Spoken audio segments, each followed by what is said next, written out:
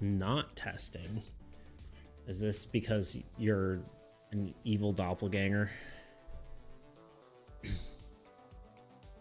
I guess you might be in an ad right now.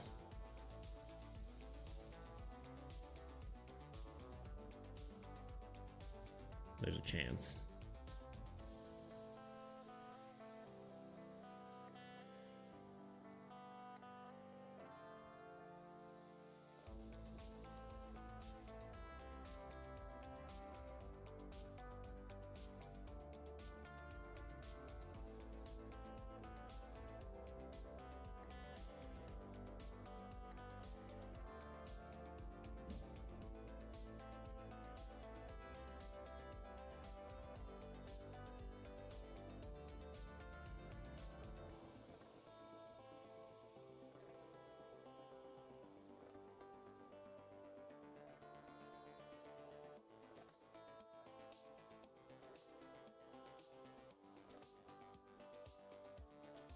Alrighty, ads are out of the way.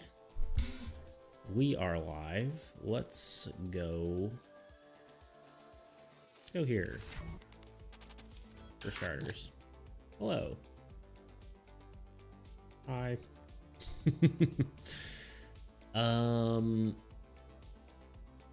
Alrighty. Let's figure out what we're doing today. First of all, good morning. Welcome in. Sorry. It's still funny. Welcome in, Dingus. How you doing? At least I won't pronounce your name wrong, you know?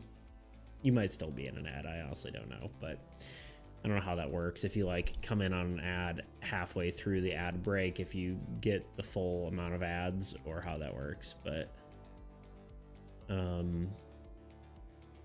yeah, welcome on in. What's so funny? Dingus Mortimus. That's what's funny. How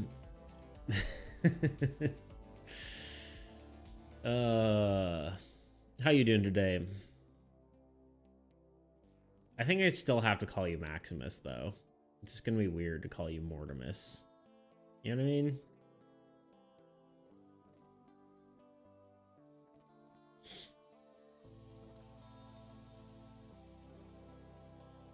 Dingus Mortimus. How dare you compare me to that psychopath? You're right, I'm sorry. I'm sorry, you dingus. I'm just kidding. Anyway.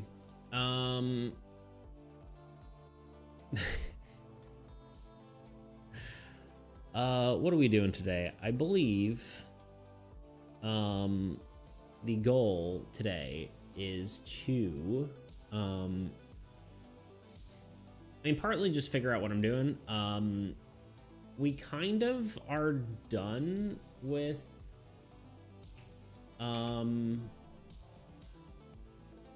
Blackridge until I get some testing in and make sure everything's okay.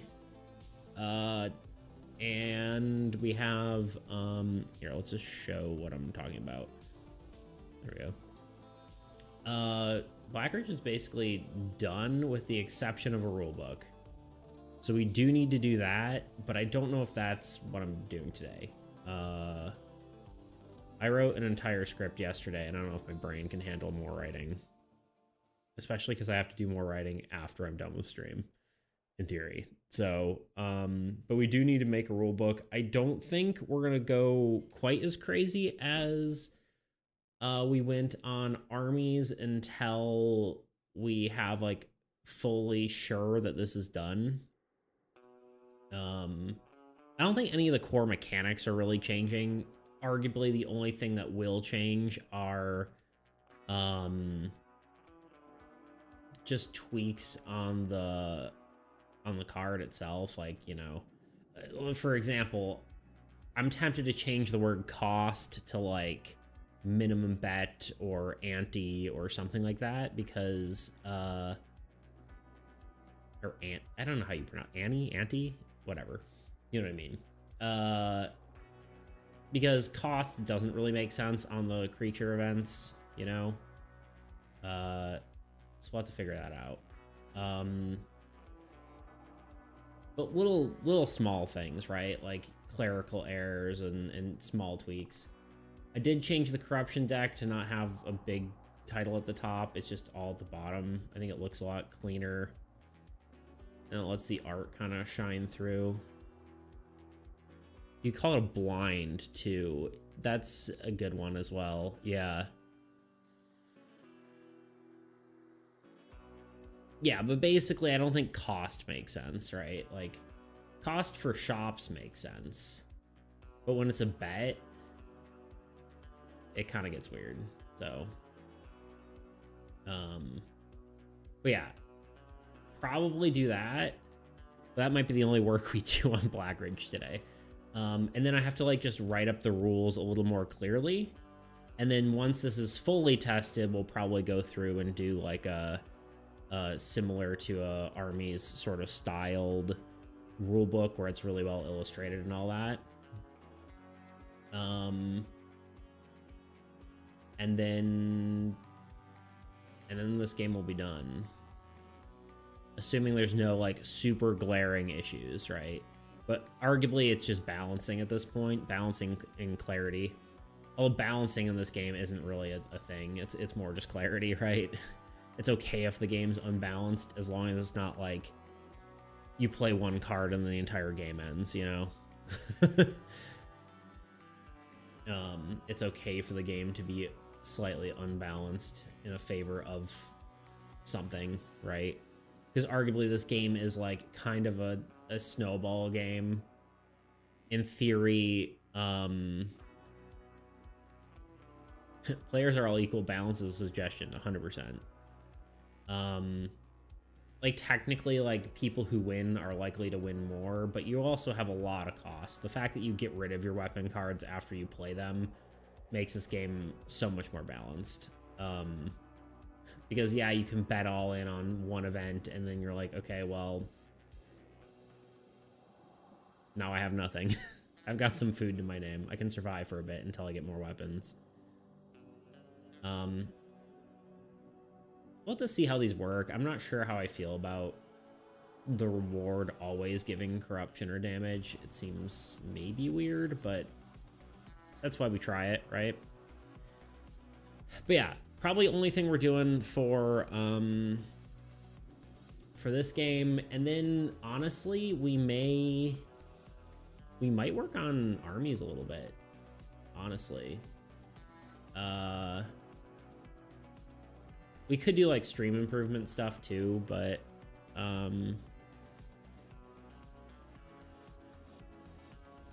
don't know. I feel like we could do a little bit of work on armies. I did get a few more playtests in with some friends. I think we need to do a few things. We need to solve the minion debate of... Why is this here? Can I move it? I can. Just don't like how it's like in a random position. And put it in the front.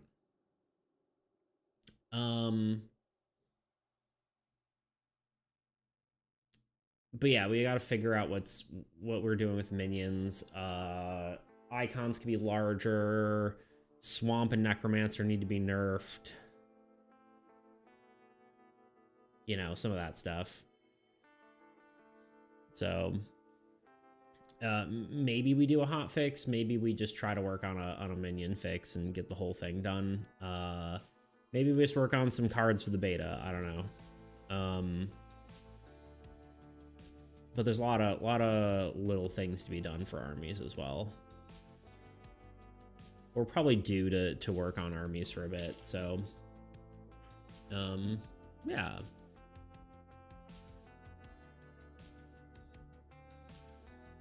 I was just saying, I don't know how you nerf Swamp, and I'm instantly getting ideas. Here's my thought.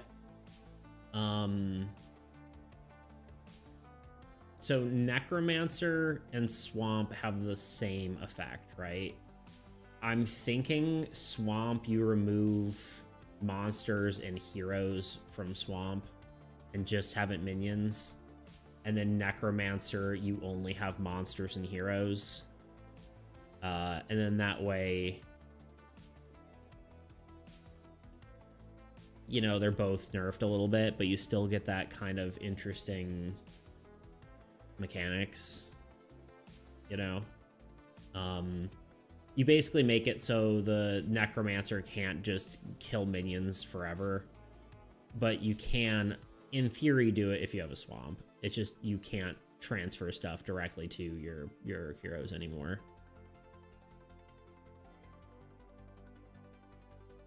Your idea is much more normal and viable idea. Mine is a bit more insane.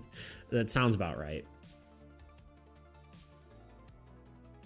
It sounds par for the course.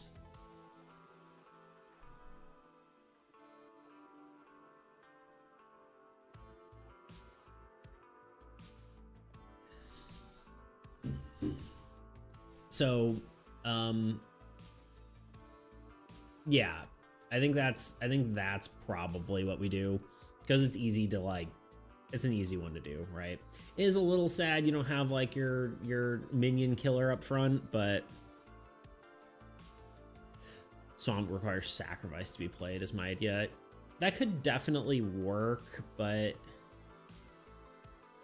arguably that would be like a spell effect, like one of these.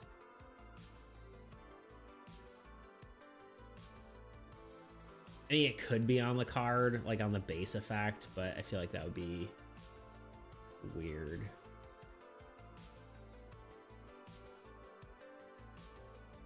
You know, this card technically probably should be a triggered effect. I'm just thinking of it now. Because, like, when you play this card, gain 4 units is probably how it should be.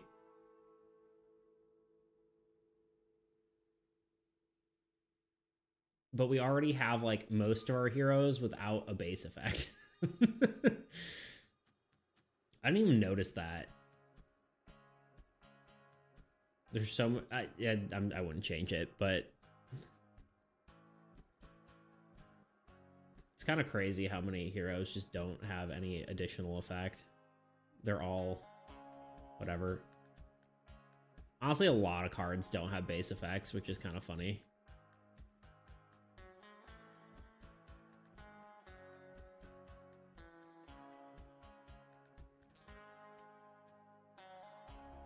Maybe that's something to keep in mind. Write more base effects. Although a lot of things like fall in the category of one of these 3 effects, right? There's 3 different ones, so it kind of makes sense. The middle one is a passive effect that, you know, doesn't always, you know, isn't always a thing. My thought is that Swamp enters the field with negative X units on it. If it dies, you... Sorry. And if it dies, you exit unit phase with having 0 or less units. That's harsh to word. So your method is probably better. Yeah, it's a lot simpler too. And I really don't want to like too many costs on things. If for some reason this is still too powerful after nerfing it, then yeah, that's probably the thing to do. I don't think the player needs many more nerfs than that. I was tempted to maybe nerf Turtle. Potentially either by removing the passive gen or lowering the unit gain by 1, but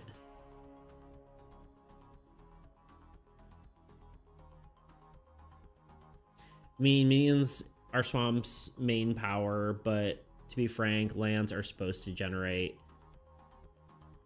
or be the big unit gen. Yeah, the problem is, honestly, it's more balanced. The Necromancer is part of the problem, right? Because if a Necromancer is gaining units just as much as a Swamp, that's where it's like, whatever. I feel like making the Trails effect 1 unit and not 2 is way too weak. I agree. And I kind of like the idea that you have to attack to gain units. I'm probably going to wait for a bit. I think I'm going to leave it as is. I just don't want to remove too much unit gen from passive unit gen, because we might get to a point where it's like you're not generating any units, right? But yeah, unit gen should come from lands and not from heroes, right? So that's kind of where I'm at with Necromancer. Plus, Necromancer also has the Necromancy altar sort of thing, so...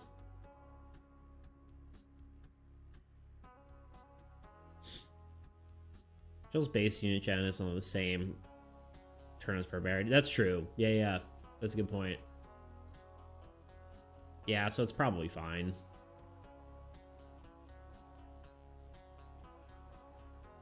It's just when you have something that can attack, especially in the back line, it does make it that much more powerful, right? Like, this can't get attacked very often, with the exception of, you know, Blightmite. So, which I'm thinking maybe Blightmite needs to be stronger now, or can be stronger now, but maybe higher power level. But I haven't decided on that yet. Anyway, the big question on everyone's mind is what's happening with the Endling. Let's open Tabletop Simulator.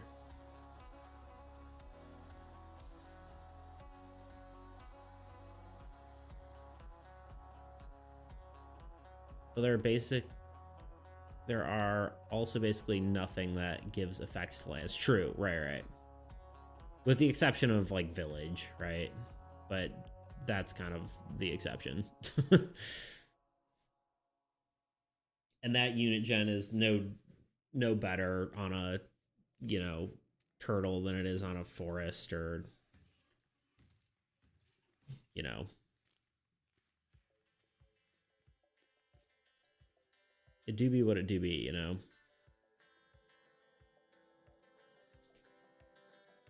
So, let's have a great debate here. The great minion debate 2025. Yo, Anonymous, what's up, dude? Welcome in. How you doing today? Hello,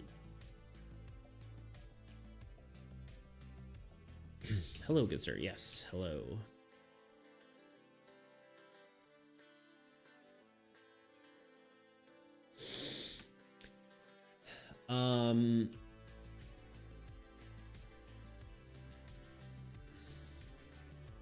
So yeah, we got to talk about the Endling for a minute.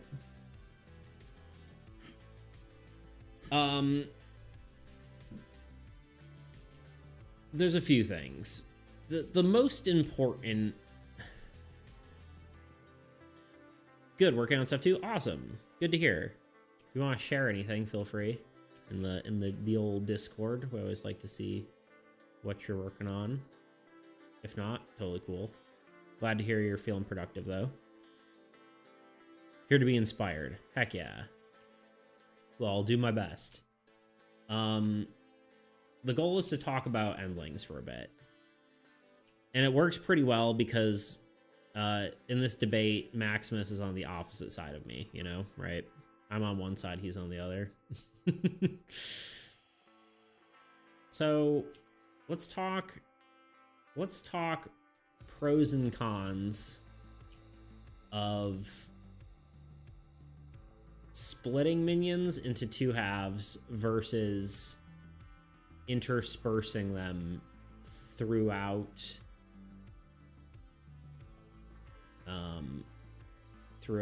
the monster order.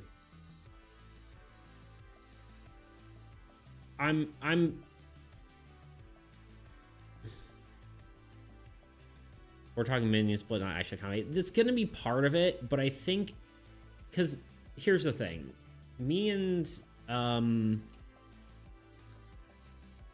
my friend were playing, and we did come up with a concept Sorry, my cat's meowing at the door. Hi. What are you doing about? Come in.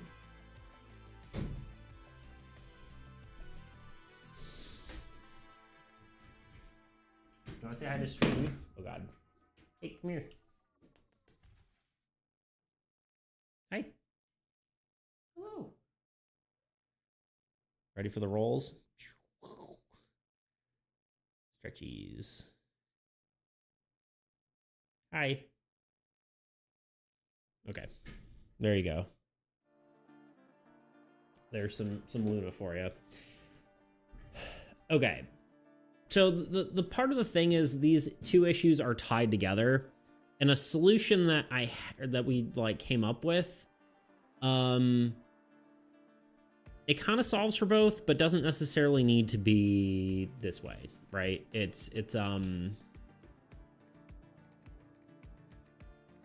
interesting, right? It's an interesting proposition, because what the idea is, one of the things when we are tracking units, or like when we were tracking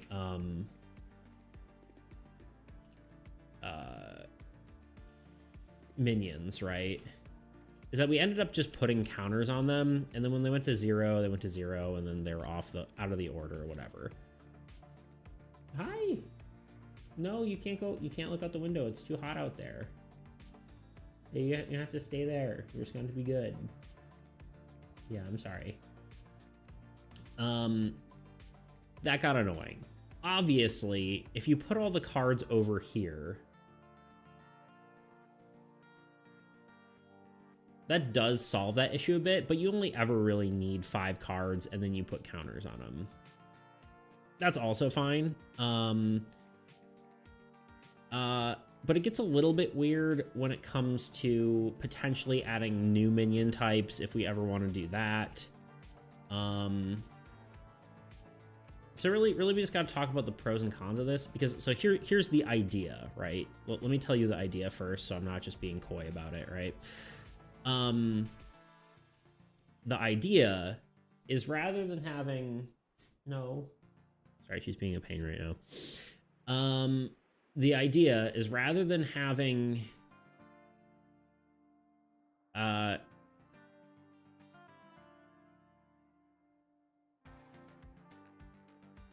was assuming putting different minion types into the deck was kind of out of the question. So I wanted to do it eventually, all right? Like it is something that is a goal. Before, it might have been like, instead, like you'd substitute a deck, right? Rather than having because I wanted to have like minions as like an expansion, like different minions as an expansion item, and maybe that would like pair with a specific god, right? Or like old god. So it's like, oh, you have like the specific minion type that goes with this god, right?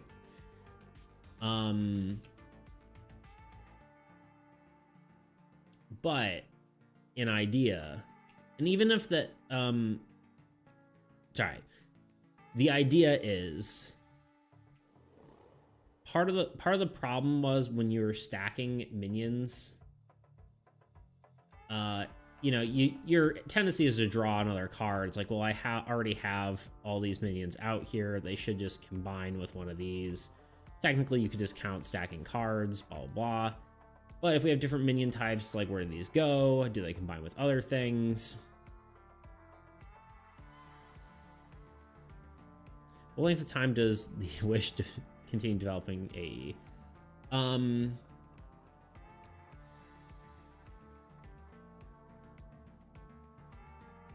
Twitter wouldn't let me send a message, and then wouldn't let me resend it because I sent the same message before. I think I've seen it do that like once before.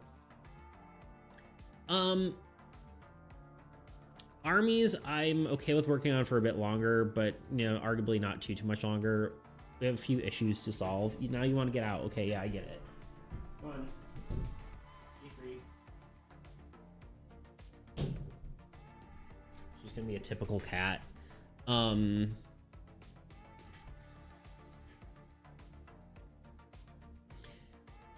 I would solve the different minion type issue by making the minion limit smaller and making it per minion type. So that's kind of the solution, right? Sort of. The idea is minions sort of behave like a swarm instead of individual cards. And instead of having endlings, you have 5 different minion types. You have endlings and voidlings and whatever, right?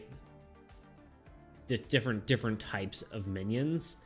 And then as you draw cards, say you draw 2 endlings, the endlings will stack and they'll become, you'll just get more. The more you draw endlings, the more they stack, the more power level they get. But say you draw, I don't know, whatever this would be, a voidling, it goes in the turn order as it's a new card. And then if you draw an endling, it stacks on an endling. If you draw a voidling, it stacks on a voidling. You sure you want to make 5 different minion types?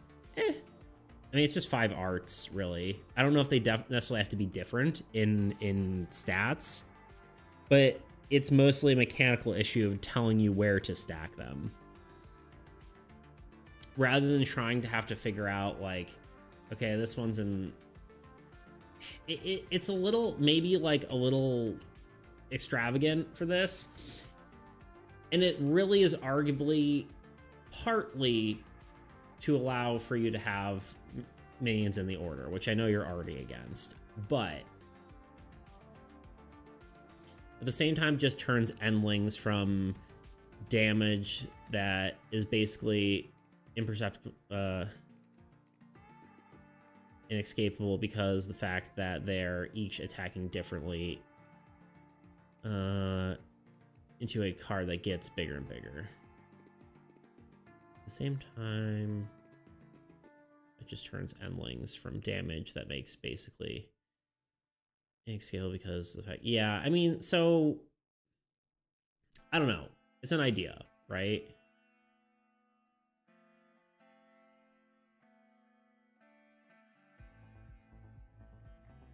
I'm against minions in the order.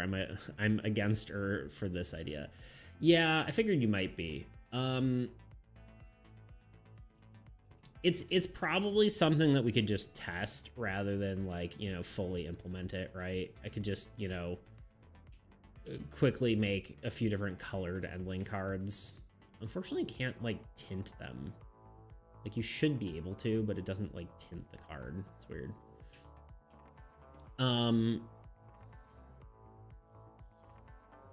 This would allow you to have them in order and allow them to stack easier without having to, like, you know, draw new cards and then be like, okay, I guess it goes in the order. Oh, wait, no, it gets stacked over here, and then that kind of thing. Message held. Stream boo. Deny.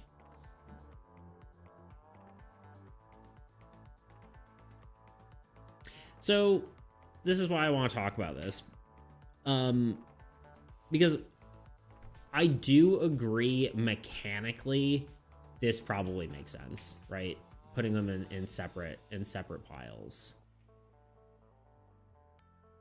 There is something to be said about thematically, right? That this seems less interesting. Like, this feels like 2 separate armies are attacking me. Thematically. And does that really matter? Not really. The game probably should come first over thematics.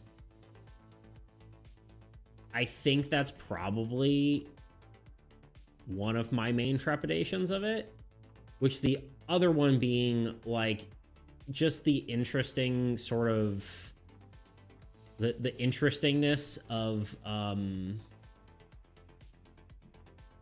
the order of attacks, right? Like how the order defines how things are attacked. That would be the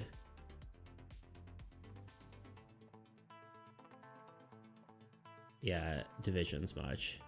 It's realistic. Yeah, but the minion, yeah. Honestly, it probably would feel more better thematically if we just put minions in front and then these in back. instead of side by side. That would probably look cooler, right? Because these are, you know, your more powerful things rather than side by side. But honestly, it literally just might be that. But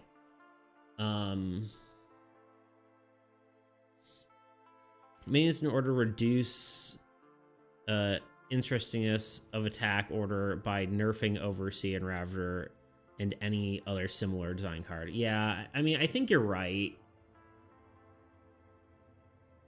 The question is, though,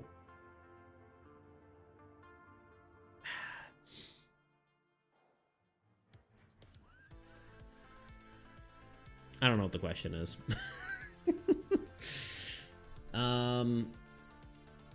Yeah.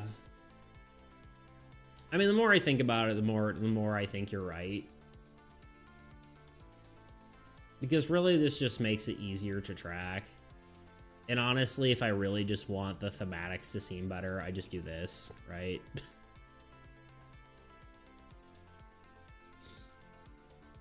Every junction it just adds less than it takes. Yeah, it's true.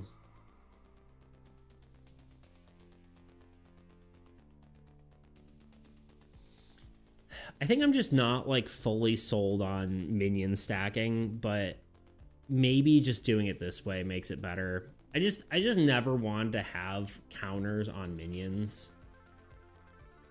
You know, maybe partly it's a tabletop simulator problem, right? Because these are stacking, and I don't necessarily like that. I think part of my problem is I can't quite figure out what my issue is, right? It probably is slightly just a aversion to change.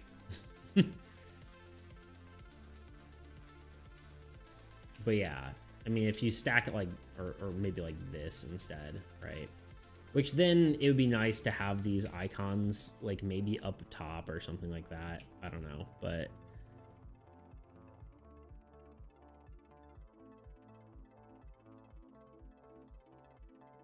minion stacking is arguably against. Minion stacking is arguably against. There are general reasons against it, but minions on the side has no real argument against it currently. Yeah, I think it's just kind of like the whole minion situation as a whole feels like it is a arguable against. Yeah, I think it's just the whole minion situation. I'm viewing minion the whole minion thing as one issue. Because like minions have to change in some fashion, and obviously this is, you know, this isn't that big of a deal, moving them off to the side. I think arguably this is the solution for me mentally now that I'm playing around with it, is just stacking them on top instead of next to. That literally, I think, solves it in my brain. This feels better than this.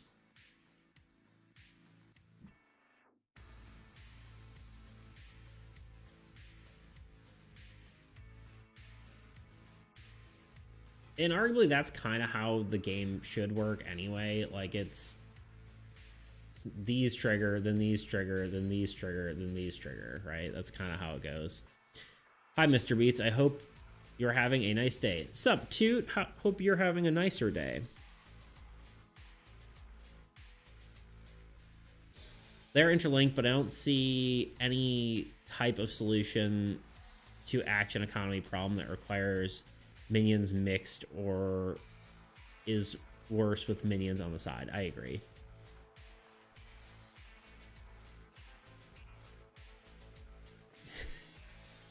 You need to put on limit on how many can stack. Yeah, so that's kind of the idea, is that once, instead of, because currently the problem is minions will keep spawning forever, right? I need to get rid of these ones that aren't hooked to the thing now. Minions keep spawning forever, and you could have 37,000 minions, and while the game is completely winnable like that, right?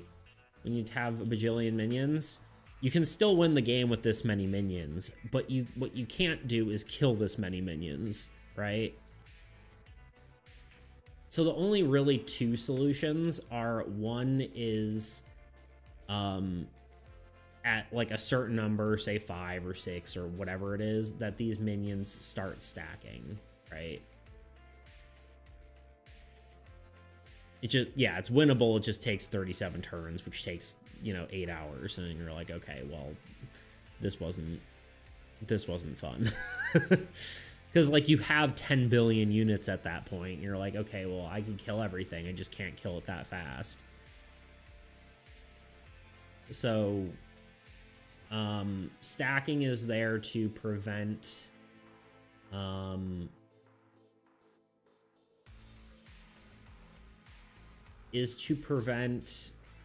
the game from going too long. Greetings, dingus. That's the way you said it. Do you have one other idea I haven't told because I think it's bad, but I'll say it for brainstorming's sake? Deal. We don't have that many cards, right?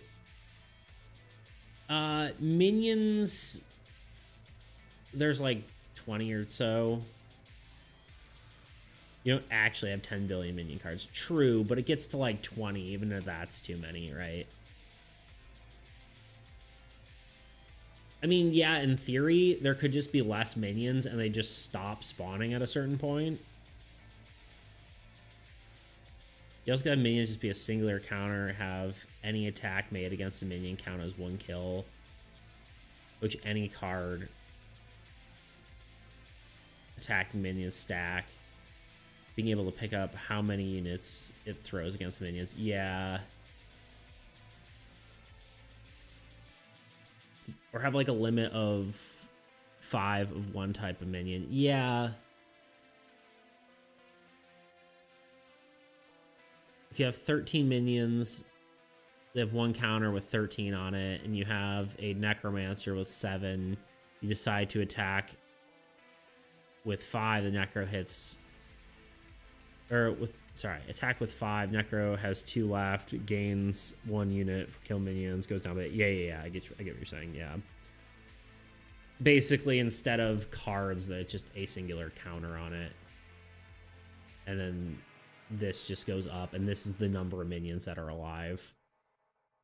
It does mean they would attack one thing, right? They would just kill a card per turn, which arguably might work better, but also doesn't feel right, That's a game feel thing.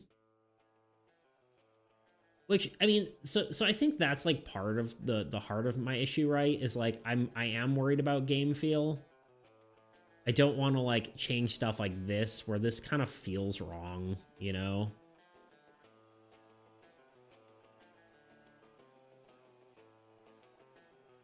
No, deal 1 damage 11 times. I guess that's fair. Yeah. Counter represents an army. Yeah, I see what you're saying. Yeah. Right, it makes 11 separate attacks that deal 1 damage. Yeah, okay. Yeah, you're right.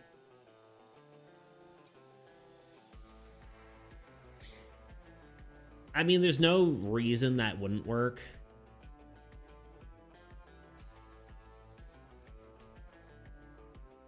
But yeah, I mean, well, okay, well, let's just talk about that for a second, because I don't like that. I really don't, arguably. But how is that any different from how it normally is, right? It's basically the exact same, the same thing. Assuming we separate minions from monsters, there's literally no difference between that and whatever, right? Like, this is now, okay, let's, whatever. This is the same as this. There's literally no difference. It's just a different way of tracking it.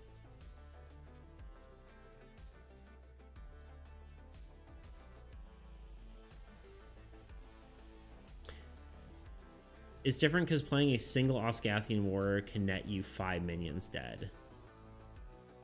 True. So it makes the player more powerful. Which... Huh. Okay. Yeah. I see what you're saying.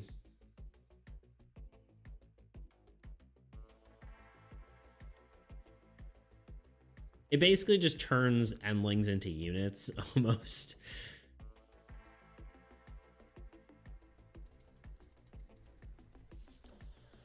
Huh. You only need 5 different heroes to kill...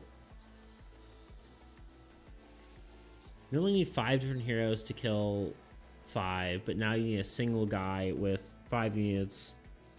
Can choose to kill anywhere from 1 to 5 minions. It just acts like 1 kill, and the hero loses that amount of units to kill that many minions. Oh god, that gives me an idea. Insane idea incoming. Classic. Classic Maximus. Sorry, I mean Mortimus.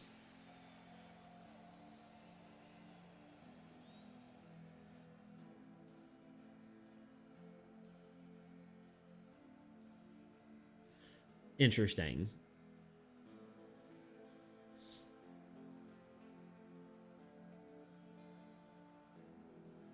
Every turn, the old god draws 1 minion card. Okay.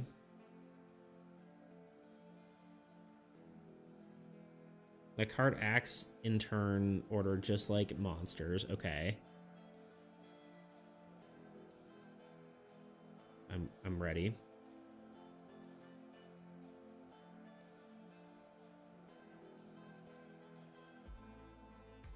There's no limit to number of those minion cards.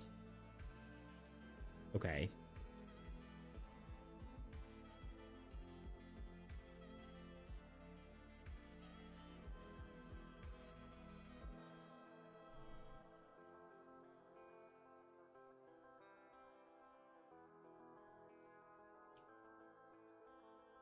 A land effect that used to generate minions now instead distributes units onto those minion cards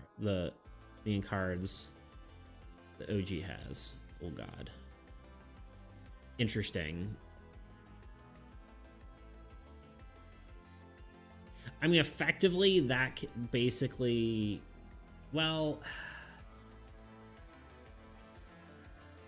distributes separately or just raises the power of minions? Because, like, essentially you could just have it work like Amplification Tower, right? Where it's just, like, boosts the number of... the amount of well, that would be probably too strong. Well... yeah, it would, because it's multiplicative. That's honestly, like, a thought I had at the beginning. You could have... minion types. You can have minions types 2 actions economy to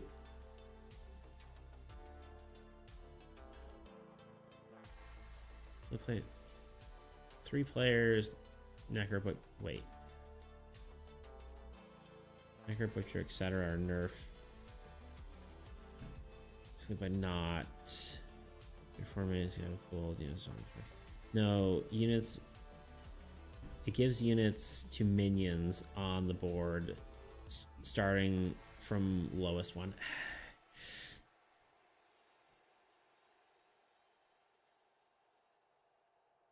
I'm thinking.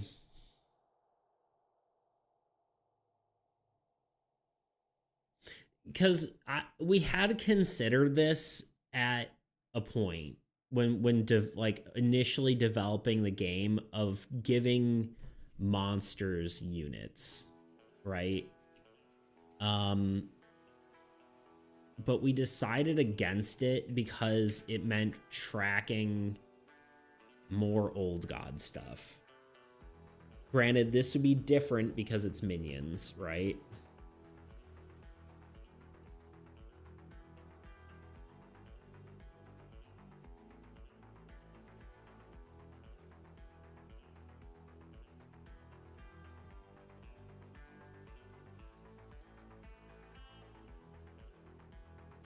Preserve minions being an attack order the way isn't boring. 6, you still retain action economy problems. You still retain action economy problems as a threat, but isn't avoidable the harder you accumulate. 7, it's different than giving monsters units because it's much simpler. True.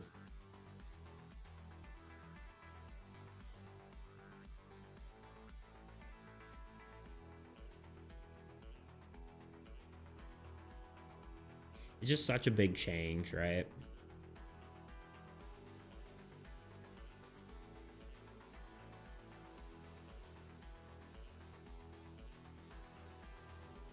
Well, one, it's a huge change. Like here are my two stipulations. One's big change. Of course, I'm always prone to. I'm not necessarily adverse to it. I'm just not like, yippee, let's change everything right now. You know, that's kind of where I'm at. 2, lands aren't always consistent, so they're not always drawing. They're not always going to be boosting minions, right? The thing about endlings is they're a consistent threat. And this feels like it would lower the amount of threat that they are, right? Like it would lower the consistency of their threatness. You know what I mean?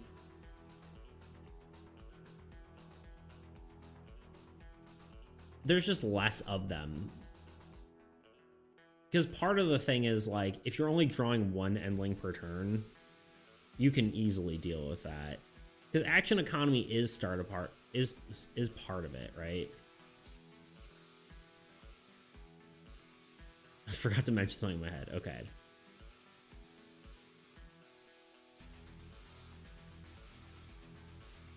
I mean, I would say, you know, lands buffing, minion lands buffing endlings is not a bad thought. Rather than in some shape or form.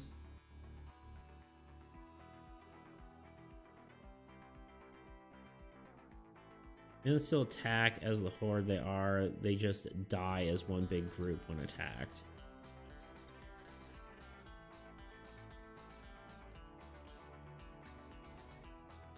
Right. So each minion would be drawn. Each minion would be drawn one at a time. And then a land jet, let's say we'll have 2 minions. Whatever, it's turn 2, whatever. As I throw the counter aggressively. And then this land would generate 1 unit each in this case, and then continue to generate 1 unit per turn every time on these endlings. But then the old god would additionally draw, I guess this wouldn't technically go this way, right? It would draw another endling on the next turn. This would get a counter, then these would get 2. And then the next turn it draws another one. These would get 2.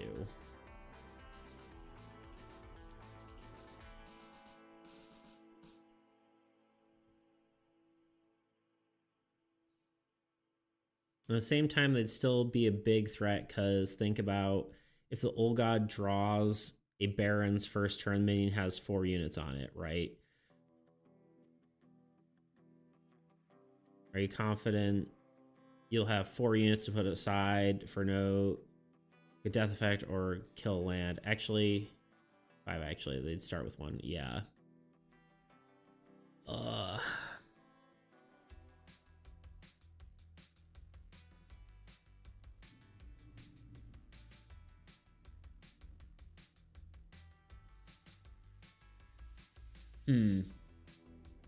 Don't get me wrong, it's a good idea.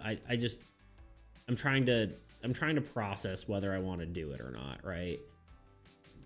I'm weighing the options. Cause yeah, it does seem like a good idea.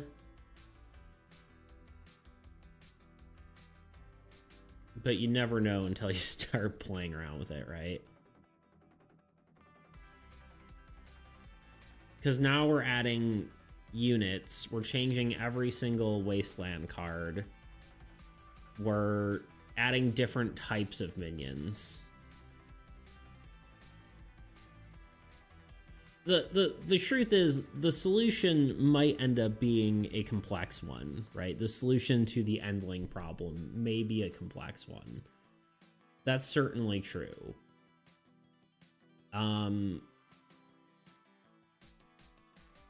But I'm really not sure how I feel about having units on Endlings, which, again, it's no different than stacking, right?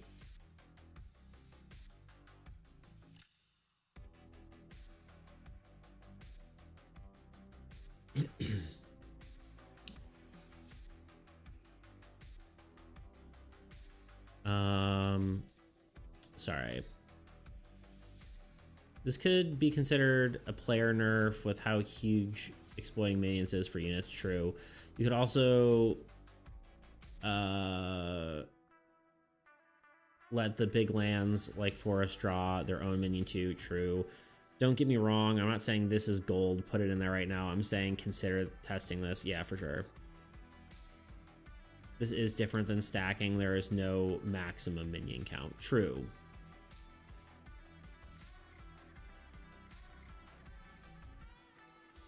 My worry, and if there's a high draw count of minion drawing lands, there isn't guaranteed you'll instantly get 5 minions. You could get 1 minion with 32 unit or 23 units. Wow, dyslexia.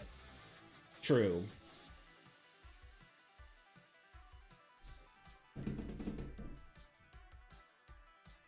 True. My worry is the consistency of drawing minion buffing lands is relatively low. So typically you're going to have a singular minion on the board, and likely you're just going to kill that minion.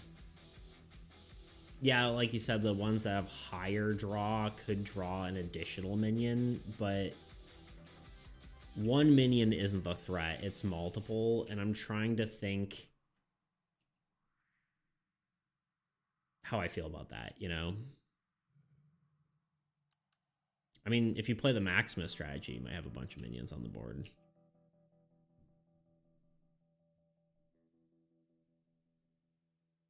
Yeah, I know. Yeah. You can give Forest minion cards. Yeah.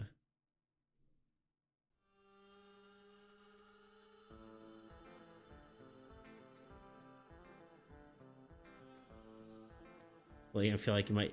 Well, honestly, it's really, you usually don't have enough. Yeah, I mean, obviously, because killing a high unit minion count or count minion is not really the best kill on the board at times. Yeah, it's true. I'm just not sure that this will be up consistently enough, like lands, but maybe that's untrue. But then again, then there's other cards that are higher damage, right? I mean, it could definitely be tested, right? We just do it with one minion. I mean, it's easily testable, for sure.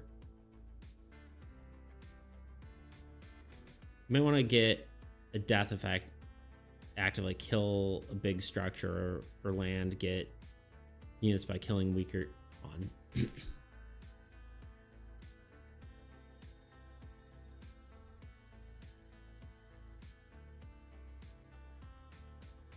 You might want to get a death effect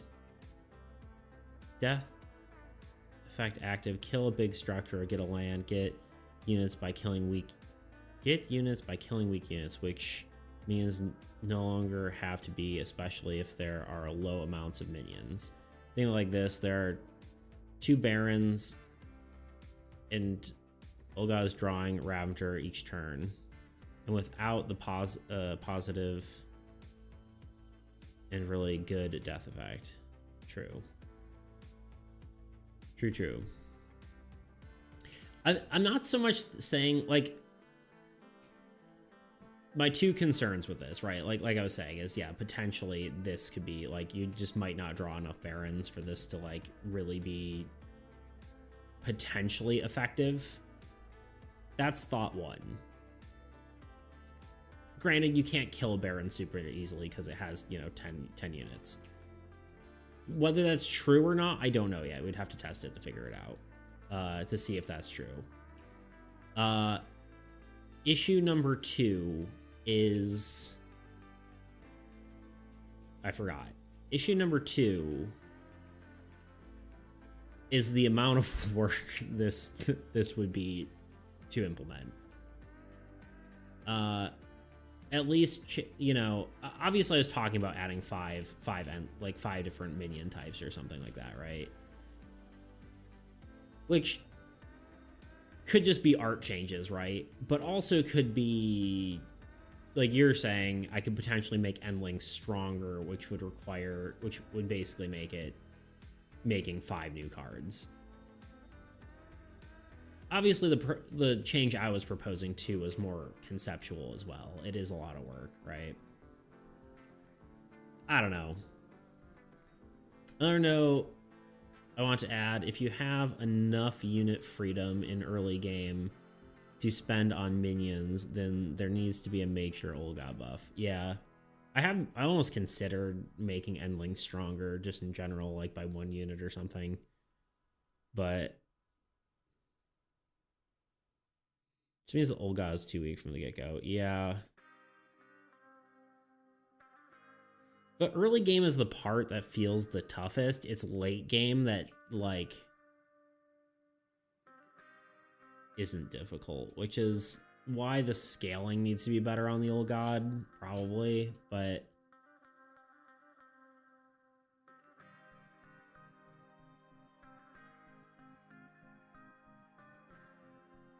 With this change, you can make every land draw double minion units. True. Now that won't break action economy. Triple, even quadruple. Yeah.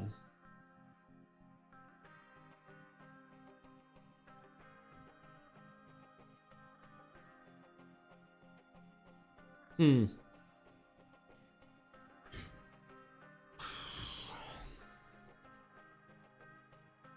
mean, I think it's worth testing.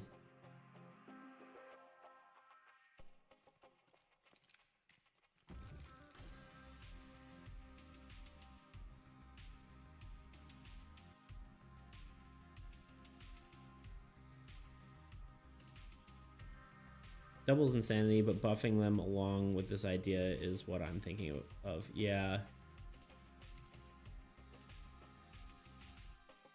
I think we just have to test it, right?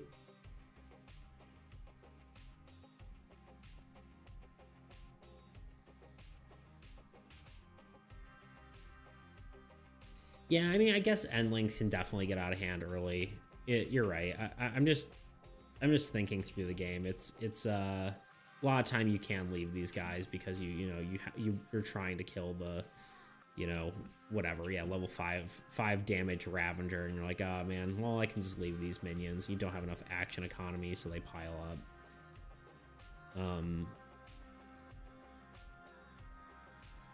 But I mean, there are some games where you're just like, oh, I cleared the board. Although that's not really nearly as... That's more like early versions of the game, to be fair. Early versions of the game, you'd clear the board every single time, you know? Maybe my brain's getting confused of, like, all the different versions of this game, because there's been way too many.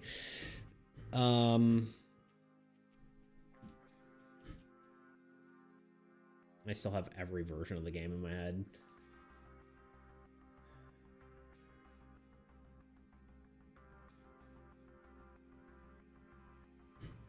Action economy is supposed to be a consideration anyway. If the reason you aren't killing minions is action economy, you gotta buff old god. Yeah, well, yeah, I think that the point is, yeah, action economy... There should be an action economy issue in early game, but it should become less of an issue as you go on. That's basically the whole gist of the problem, right? Buffing minions is simple math if you go through with minion units. It's true, yeah.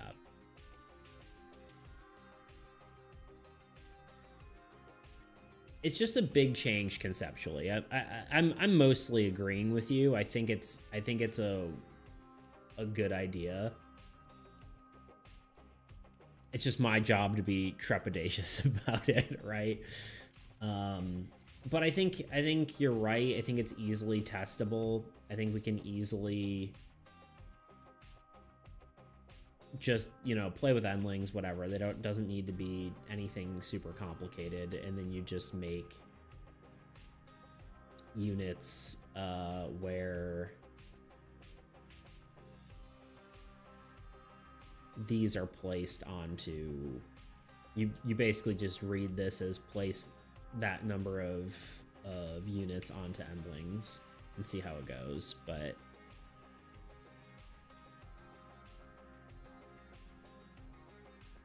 yeah, just make edge case rulings as you go. Yeah.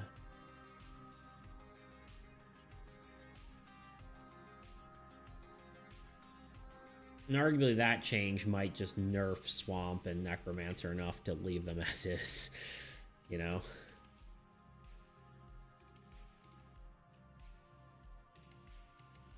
All right, we're hitting ads, so I'm gonna do that. I'm gonna walk around and think about this for 3 minutes, and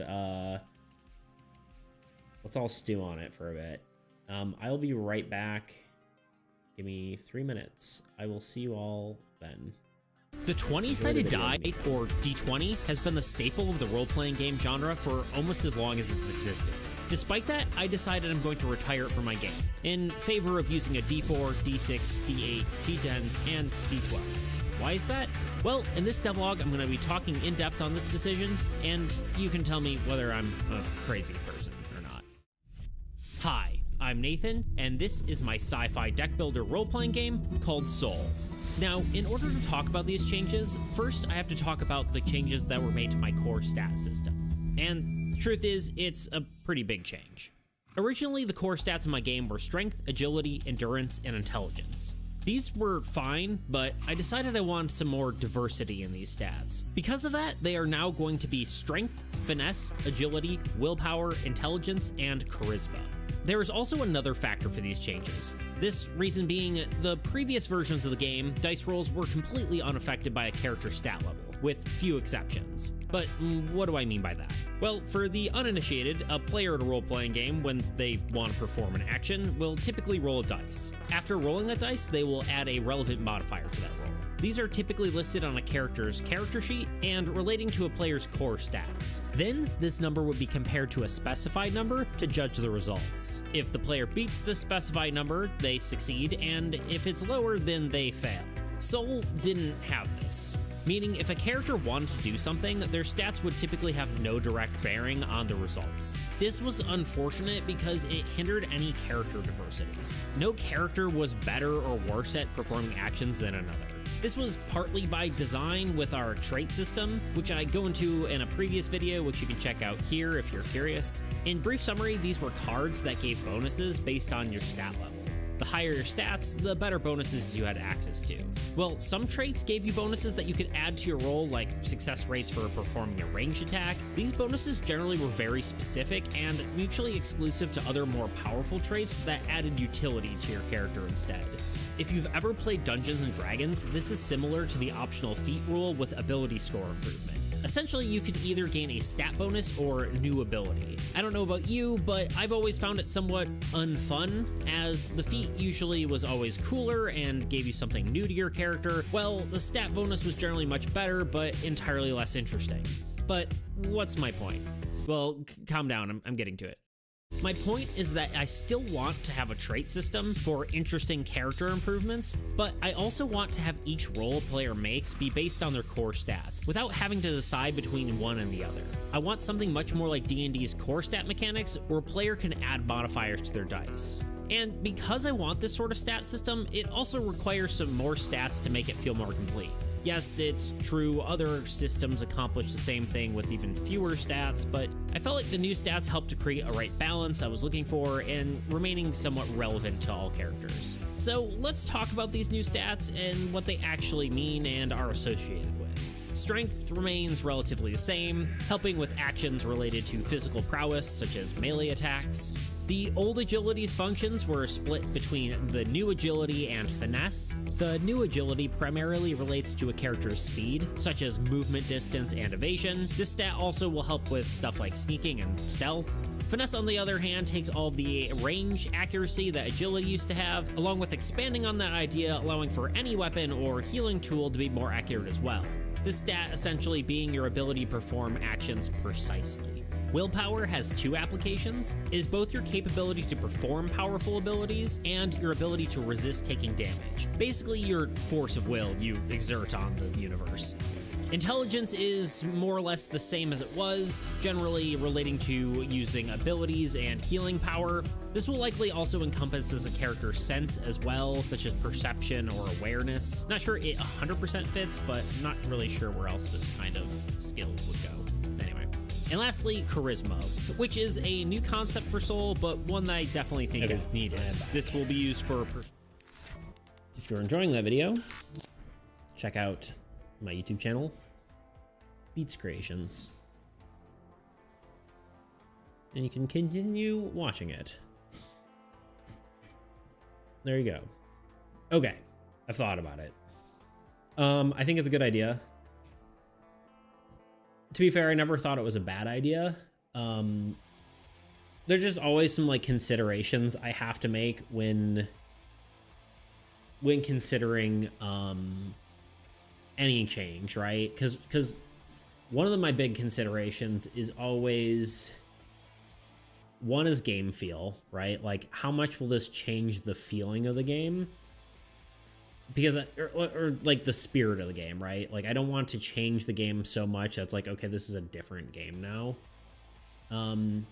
Sometimes that can be a good thing, sometimes it can be a bad thing, right? Obviously, it needs to make the game better, but if it changes it too much, like, you know, if we're adding like, you know, too much tracking and stuff like that, that's important to consider.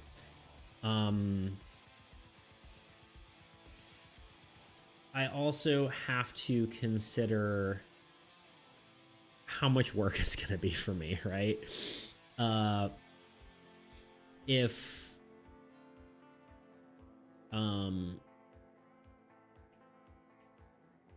arguably this isn't that much work now that I've considered it, right? But it's not something I was just gonna be like, yep, here we go, let's do it. Actually, I even have a different idea. Less tracking. Okay, I'm always down for more ideas. I'm also the type of person who's pretty not adverse to change. That's not really true. It's more I'm have to get accustomed to something. Like something just being dropped on me, I'm like, I don't know how to handle this, and then eventually I get like, okay, yeah, that's fine. But it's worse, I think. Well, I mean, more ideas is usually better. Let's workshop it. This is kind of today's stream anyway, so today's stream is talking about minions and maybe working on some stuff at some point.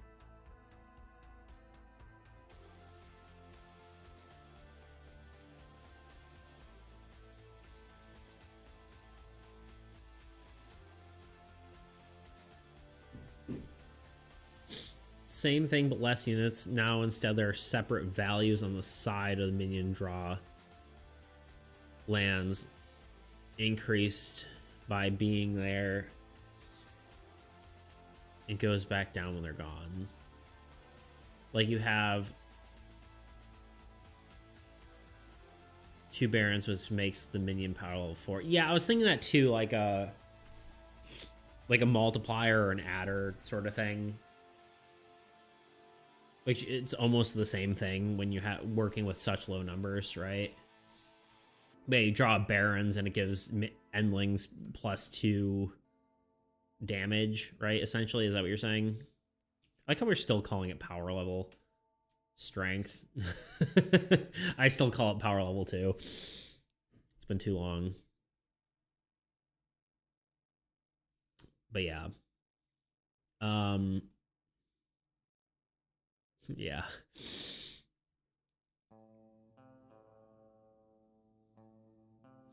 Because the problem is that's multiplicatively more powerful, even if you're adding, right? So if I add, you know, if this only adds 1 damage to all these, then it's adding all to all of them, right?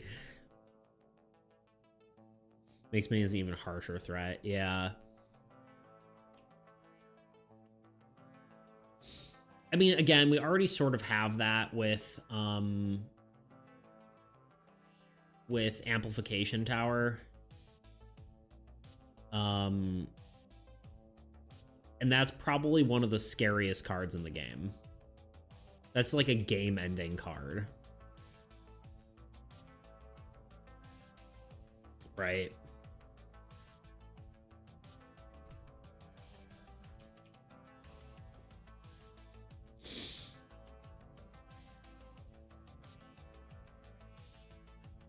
I like the unit idea better for sure, because that would just be way too powerful, I think.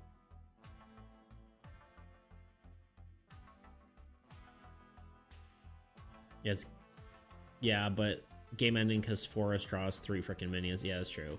I suppose if all, you know, Baron, all of these were like +1 instead, then maybe it would be fine. Then you're getting rid of a little bit of the variability of enemy lands, but wouldn't be the worst thing.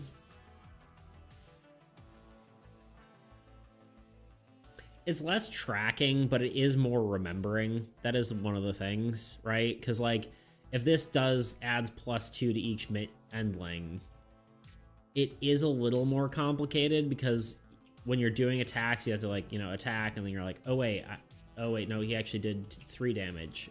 Right. Oh wait, I gotta go back. Like, oh god, tracking is better than remembering. Well, then it's just the same as tracking, right? Because you're tracking this, which is the same as. It's not any less counting. I mean, I guess it's a singular counter, right? You'd be like, okay, all these minions are at this power level. But I guess it's less individual tracking and one sort of tracking.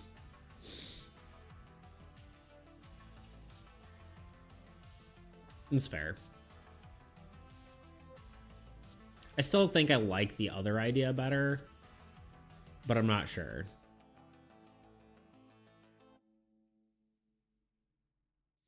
You're tracking a number that doesn't go down unless you draw or defeat lands versus any number of tokens that change every turn no matter what. That's true.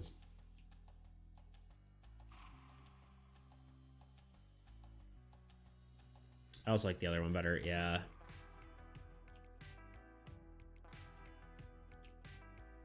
I just know there's like some cards you're supposed to track and then you forget about, you know, that's like, okay, yeah, this is something you're supposed to do every turn. It's only one thing, but you just forget about it. Having like a consistent phase of something, like when this is gone and comes back, or like there's, you know, a new one, you're still having to track that, right? Like a lot of time, you know, I'll draw freaking Shadow's Den, right? And then I'll just like completely forget about it. And that's something that, I mean, that's not really tracking though. That is remembering, right?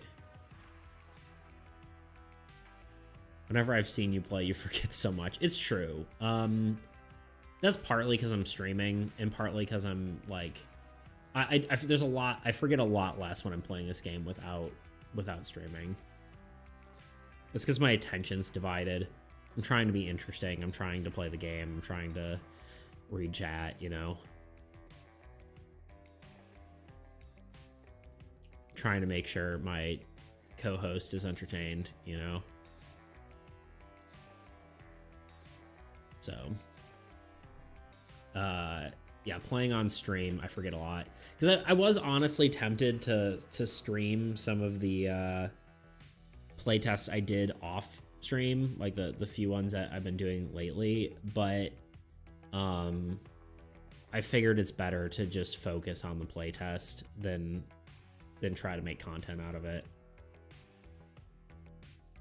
Because arguably the playtests don't really necessarily get as many views. Sometimes they do, but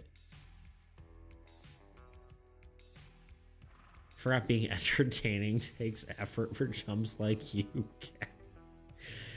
Wow, rude. Maximus, your entire job is to be entertaining, so it's kidding. And to come up with good ideas for me that I can steal. Those are your two jobs.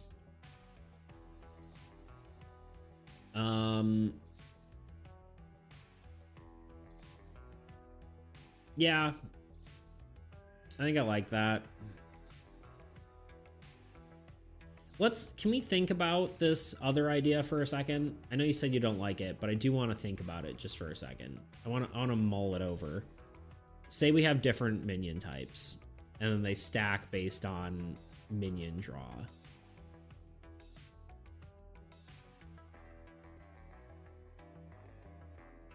What are the pros and cons of it? I just want to think about it for a second. Let's just I really wish I could recolor these.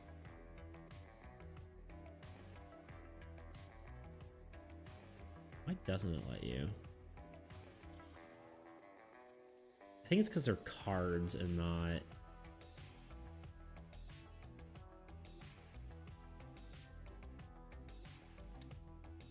Whatever. I guess the cons are that random variability, right?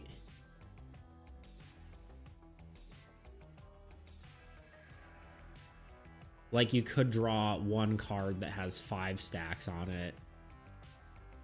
Or you could draw 2 cards with, you know, whatever. You could...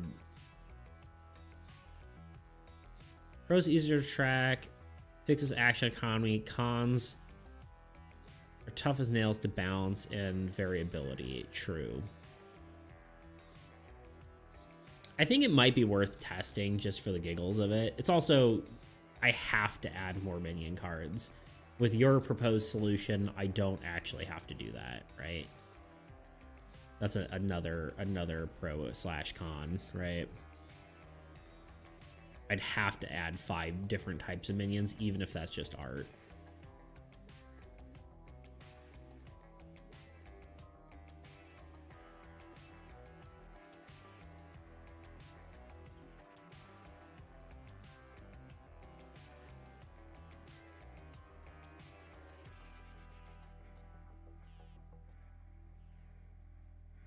You don't, but it gives room for adding minion types. Sure, yeah. Because we want to be able to add them if we want to.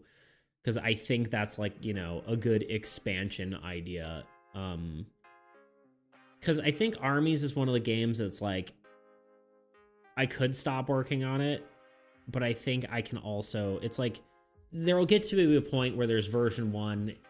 Like, if you're buying this game, it'd be released as a box set, and then we'd have expansions later, right? Like, that's kind of how I'm viewing it. Granted, it could be released as, like, packs, but I don't know how many people would go for, like, here, play this co-op card game that you have to buy a bunch of booster packs in order to, like, do, right? Previous suggestion doesn't mean... Yeah.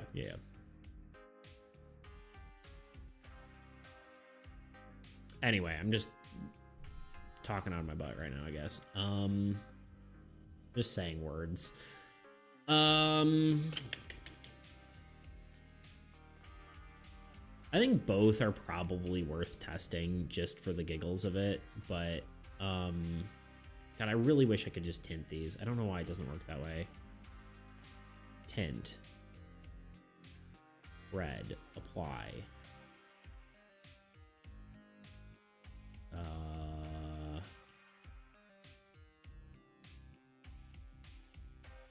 And edit the description.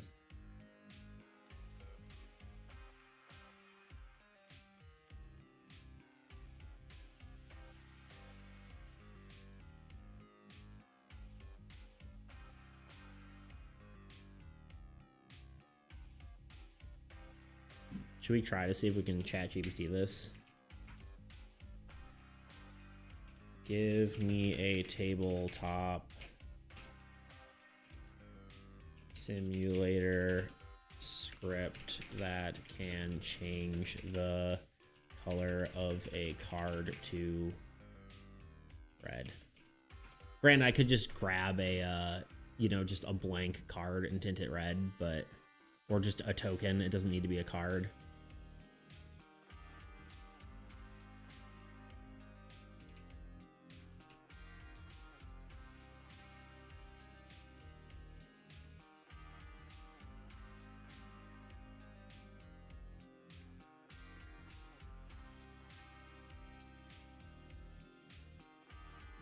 It didn't work. I'm not surprised. Honestly, I don't think that's ChatGPT's fault. I think it's just, it doesn't work on cards.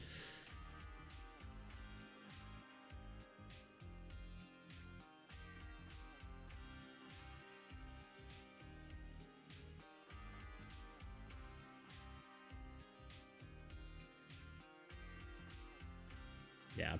Anyway, everything is ChatGPT's fault. True. You're so true for that. Yeah, I wonder if there's just like blank cards you can, I mean, I could just use playing cards, right? And just like, all right, there. That's a minion type. Could literally be anything. Okay, well, because as long as we know it does 1 damage. But yeah, okay, well, we have 2 proposed solutions. Let's write them down, because that's probably a good idea.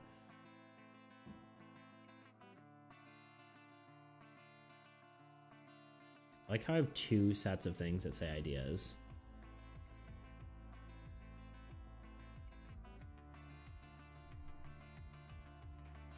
Let's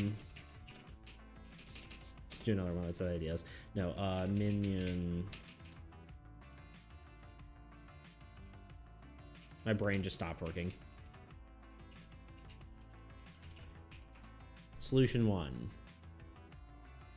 This is the one that my friend proposed. 5 different minion types that stack based on types.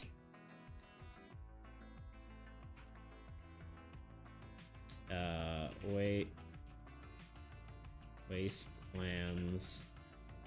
The solution 2, wastelands now give units to minions.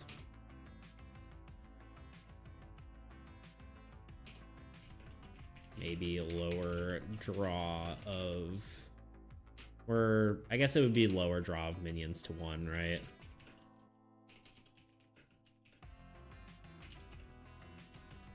It might not be necessary, but probably.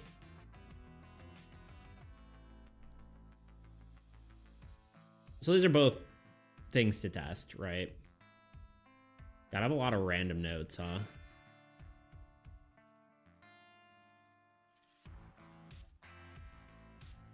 Add minions still attack separately to minion units 1. Well, minions just don't stat, right? Wait, would it each does the units stat? Are you saying the units stacked on a card means they still attack that many times? Is that the thought? So like, sorry, I just want to make sure I'm understanding your concept, right? Say you have a minion and it has 3, I don't know, whatever, 3 units on it, right? A minion with 5 units makes 5 attacks. Okay, we'll try it.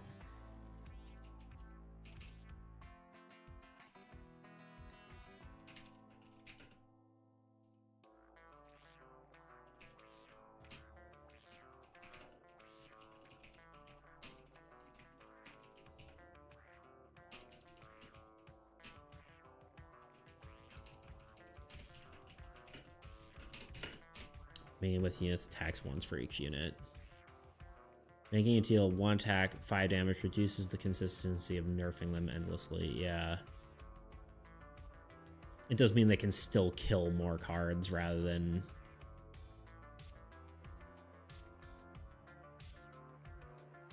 It's still...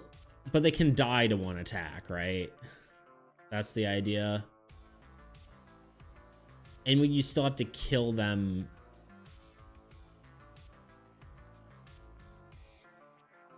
Like, if you're attacking...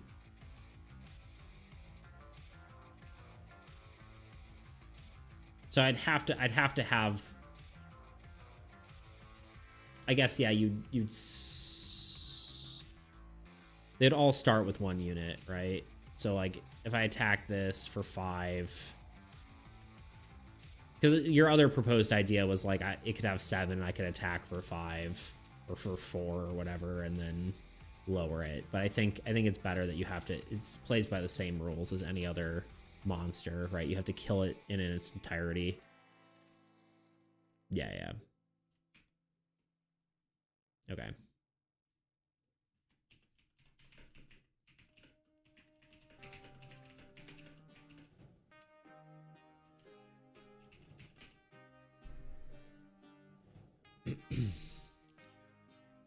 So it's essentially an attack multiplier, right?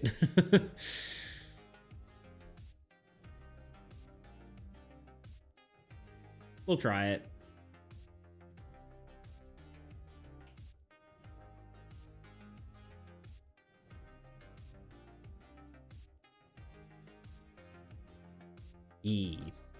Yeah, I'll try both solutions, see how they feel.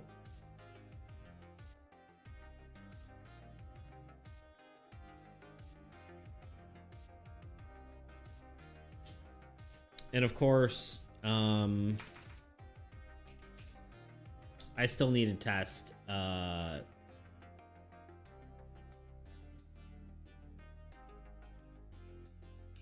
I definitely need to test separating minions. And honestly, again, like from a thematic standpoint, I think just separating them looks wrong. And for some reason that feels wrong to me.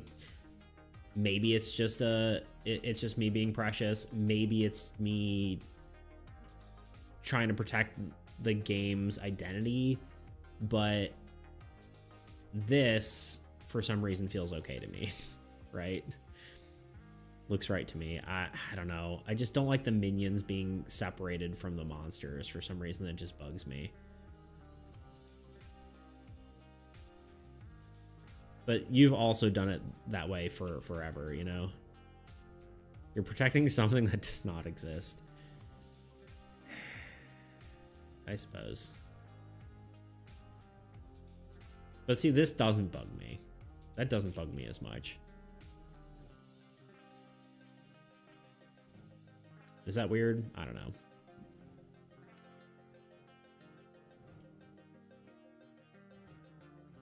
Anyway, I mean, it bugs me that's outside the lines, but the board can change. It's never been a final whatever.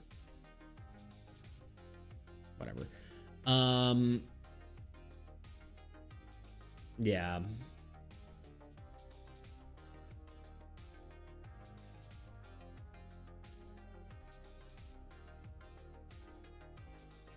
We'll see. We shall see.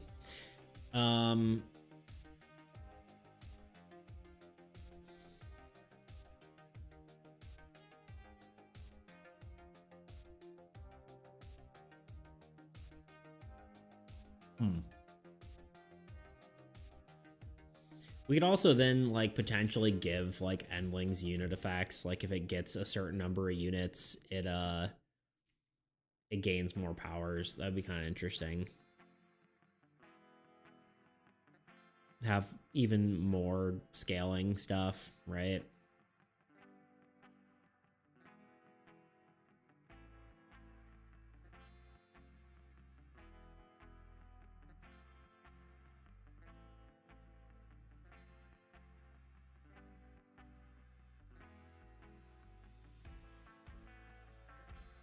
Part of me is like, why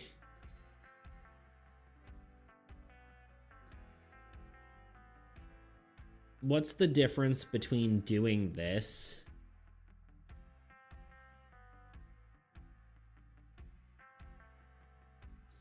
There's something about you can do unit-based things to minions. What's the difference between doing this change, and just giving monsters units?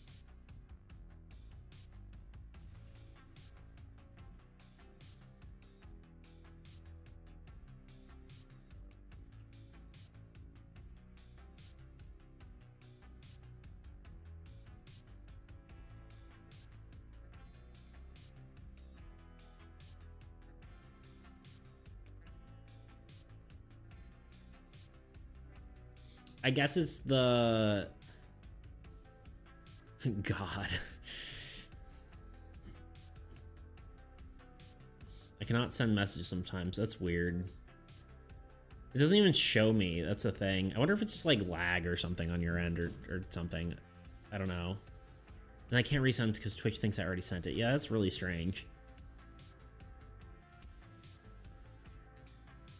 I wonder if it's some like weird latency error or something.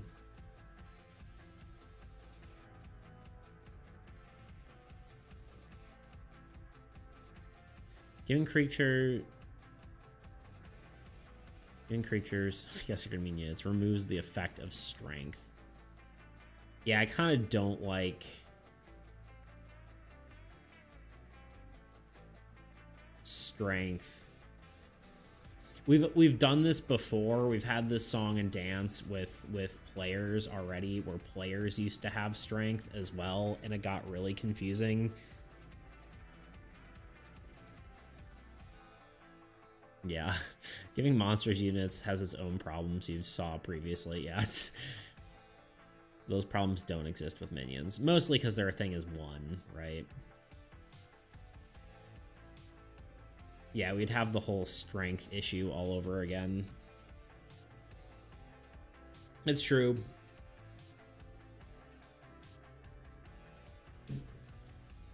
Only really through the virtue of endlings having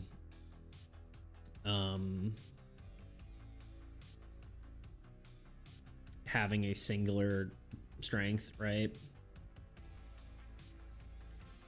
But it is interesting.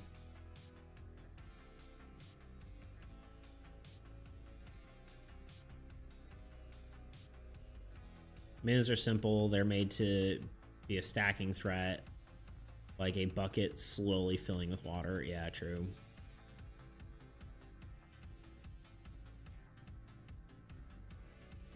Okay, well,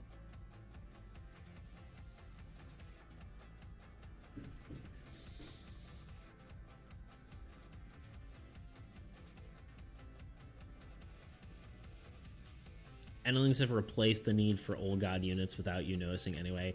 Well, no, I mean, I've noticed that is the point of endlings, right? They were supposed to be a more one-to-one comparison to units than monsters are, right? That was the goal of them in general. But giving endlings units is interesting, right? Slowly building consistent threat that it's hard to deal with.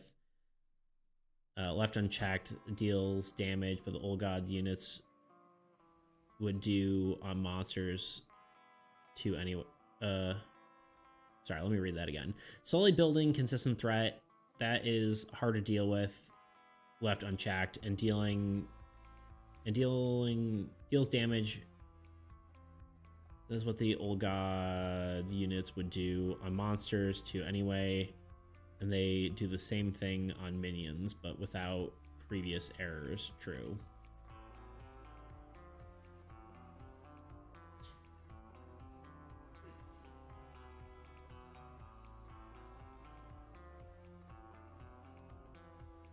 Yeah, and I guess that makes these like instantly a threat, right? That's part of it. Like if an Abyssal Horde came out with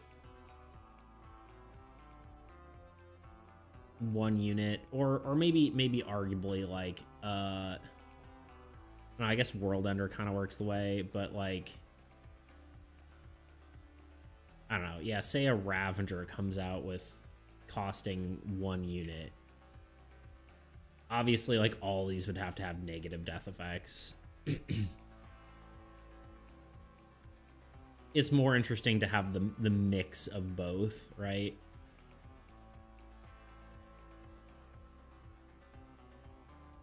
And then they don't have to scale, right?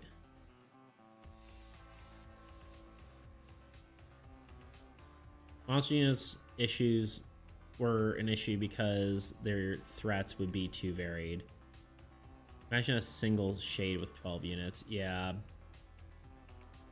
And then, yeah, the opposite is true, though, too, right? Like, imagine a Ravager with 1.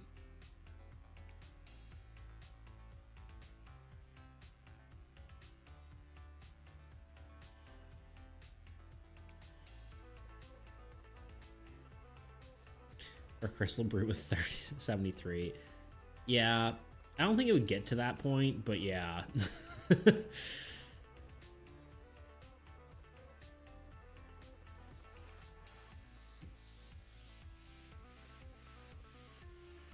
Also, I just think it's better to draw something that has like a big threat that you can't deal with right away, right? I think that's the appeal of this, right? Because you shouldn't be able to like instantly deal with this monster if it doesn't have ways to stack. These are supposed to come out as a decent threat, and then minions come out as a weak threat that scales if you don't deal with them. These are just a consistent threat that comes out as is, right? That's kind of the difference, right? Which is kind of what you said, right? So it's just a worthy question worth posing, right? It's like, why not have these gain units if we're gonna have these gain units, you know?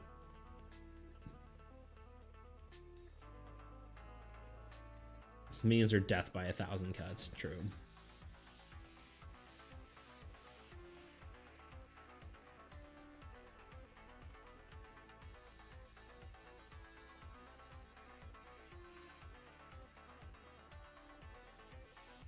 Okay, well, I think we're done thinking about that for now. I think that's both those changes are things that can be like both those potential ideas are play testable without any changes. You know, I'm wondering if Necromancer would still need to be nerfed with either of these, right? Or if just minion stacking in general just nerfs Necromancer. Probably not, honestly. Because even monsters dying is a pretty big buff. The game I played with my friend, I drew 2 Necromancers and 2 Swamps, like, turn 2. And I was just, like, gaining 4 units anytime anything died. It was kind of crazy.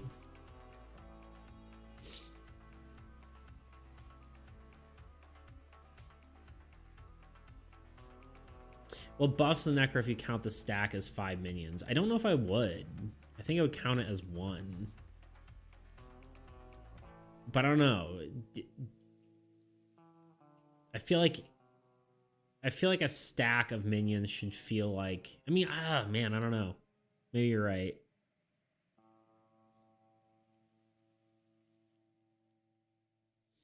But if the stack counts as 1 big minion when they die, it's a big nerf to Necro and smaller nerf to Turtle and Barbarian. Yeah.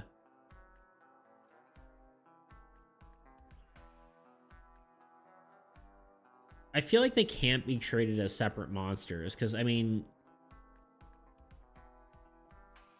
right, this can't be treated like, obviously, you know, it can attack 4 times or whatever, right? But what does that mean if you're well, no, barbarians only gain it when attacking. It's not like it's attacking 4 separate things, so it doesn't gain, you know, however many units, 12 units.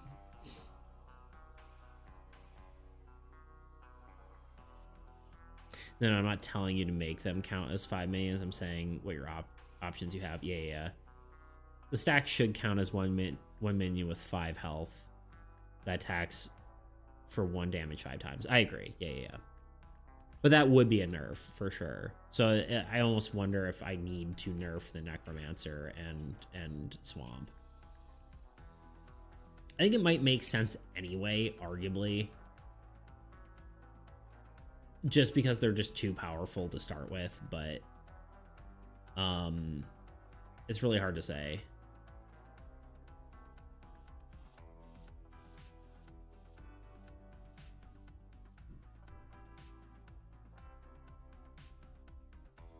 They need to nerf anyway. The minion change could be enough. That's kind of what I'm thinking, right? I can nerf them now and then do the minion change and then be like, well, they just don't need a nerf anymore. They're just underpowered and suck.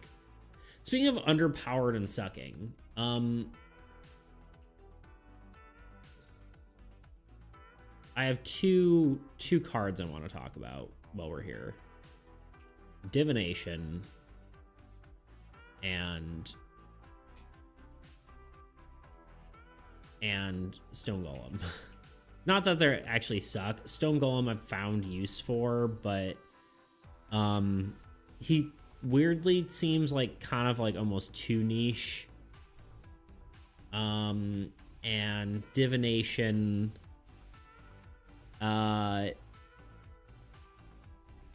feels like it costs too much. Do you have opinions? Have you played enough of either of them? I've never used Divination. Golem is at least potentially really useful. I agree. Arguably, mostly what I've used him for is I played him as a hero and then sent him to a land to get like a God of Harvest buff or a Druid buff. And then sometimes, I guess,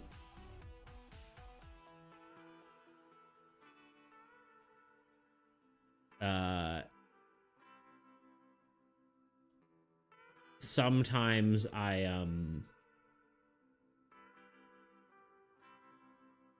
you know, I will tank with him, but he just doesn't ever usually have enough units for it to matter.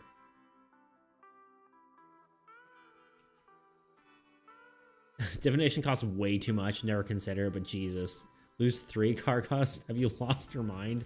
I'm pretty sure we agreed upon this when we were talking about it. But yeah, honestly, the problem is it's never worth losing 3 card draw for the cost of this.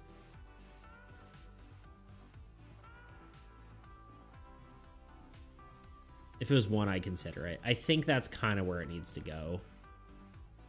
It needs to have a pretty low cost. Look at that card art, though. It's pretty cool, huh?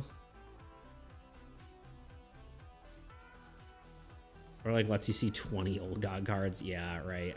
I think it needs to be pretty cheap. So, let's talk about that real quick.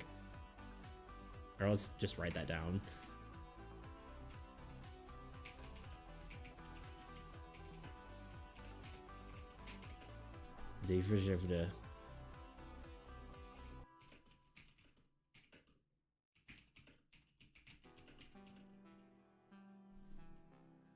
Dope art faux show. Yeah, that's a good one. My thought for buff for Stone Golem is just give him 1 unit generation. He's got a lot of stuff going on with him. He's pretty good, arguably, if you divert units to him, but at the same time, I feel like he kind of needs it without having the ability to attack.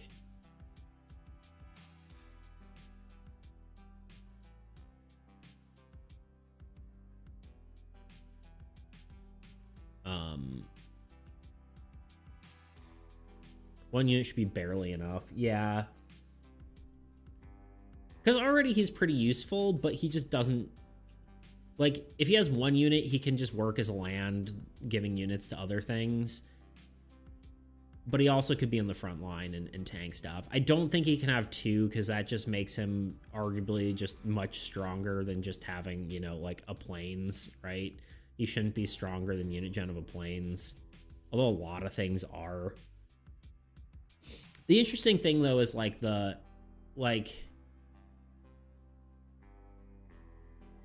I've used him for pretty important things before. Yeah, it's kind of cool that he can like tank something, but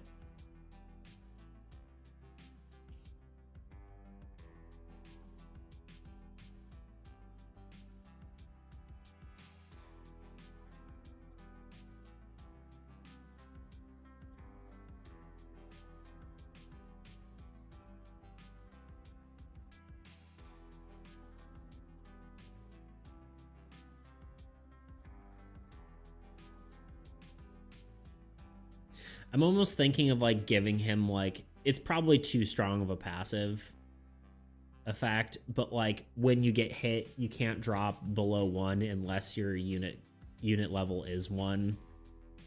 But that would be like way too strong. Because the weird thing is like, say you have lands, right?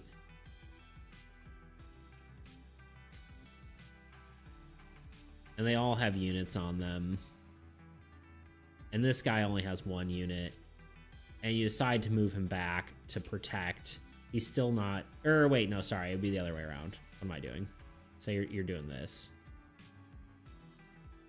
Like, you want him to defend, and your land is getting attacked. You move him back. He's still getting hit. Or he's not getting hit, right? Like, a Blight Might's attacking your land. Or like having a taunt might be a more interesting thing rather than the losing half damage, right?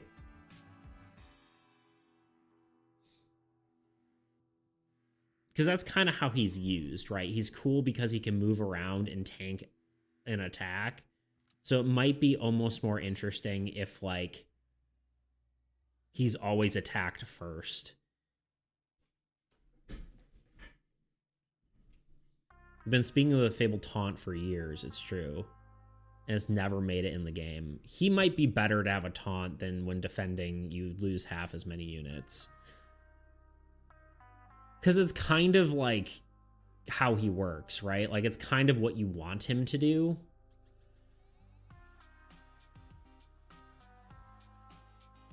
You know what I mean? Am I wrong in thinking that? Like that's kind of his cool thing is he can jump to a level and then get attacked there. Like, you know, say you've got a, I don't know, you've got your Blight Might or your Void Stalker.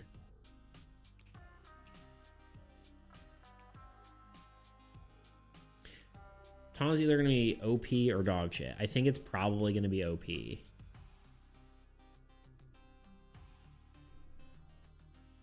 Holy shit, school bus and beats. I think you mean Dingus Mortimus. Sup, Bean? How you doing? I suppose it's hard. So this would be hard to put... Sorry, my brain just stopped. Minions on him because it could be a waste and you can't take it back. You can't attack either, or it could give you a massive value. Give it taunt, it becomes Giga OP. Yeah. I mean, because you can move freely to any position, right? So you could just move all around.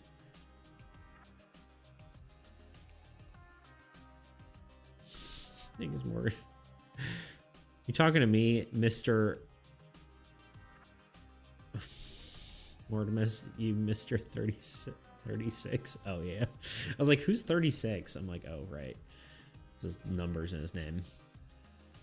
But yeah, taunt might be overpowered. I think for now, maybe just giving him a unit gen, right? Just give him 1 unit gen and see how it feels. But potentially taunt.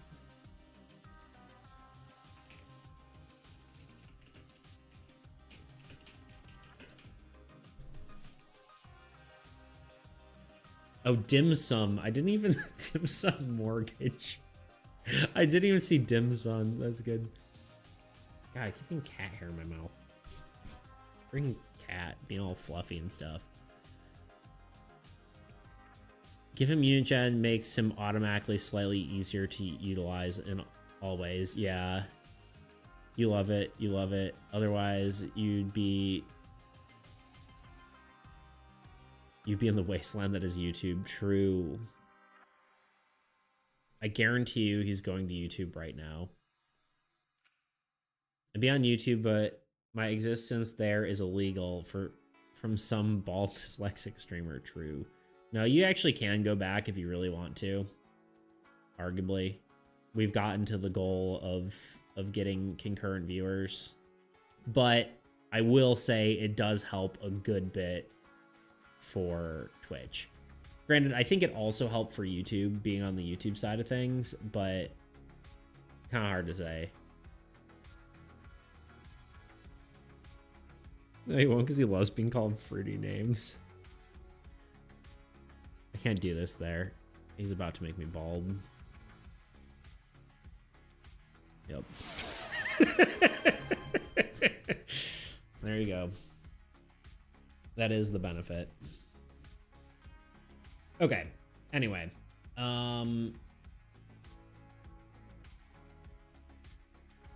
Lel. Bald. Read like a book, indeed. Bean! Toots! There we go. Accept that. There we go.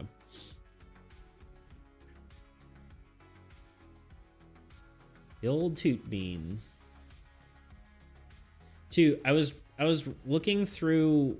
Oh, God. I was looking through an old server that we're both on Discord, and your name was Beans. And I was wondering what that was about. Are you secretly the same person?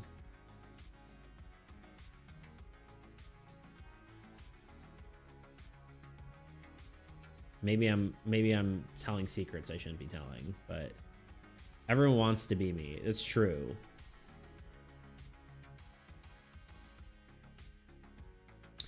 I don't.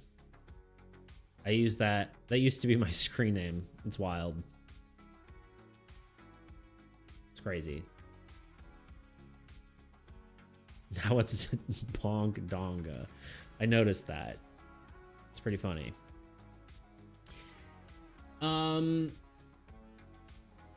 Okay, we talked a lot about stuff. Is there anything else, armies, we want to talk about? Did someone just say, I don't? Must have imagined it. True. It's all imaginary. I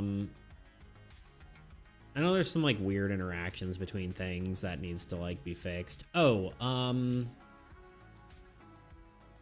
Embassy probably needs to be maybe slightly cheaper. I think 10 units is a lot. I mean, yeah, you're getting to play a card, but at the same time, a lot of the time, you're not going to waste 10 units on playing a card. I think maybe a slight buff, like making it like 8 or something, might make it more usable, or 7. Somewhere between 6 and 8, I would say.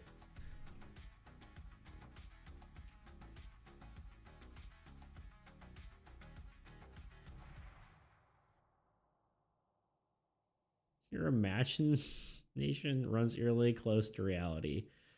Roni Ben Trousers. Wait,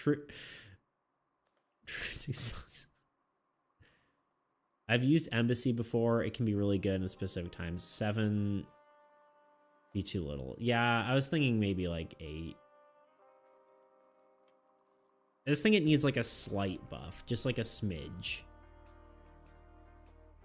It's kind of like, arguably, Mage's Tower would probably be more balanced if it was 2 units, but if it's any lower than 3, you're never going to use it. You know? Because it used to be 2, and then no one used it, and then it was buffed to 5, and then everyone used it, and then it was nerfed to 3, and then it was like kind of in a good spot. You know?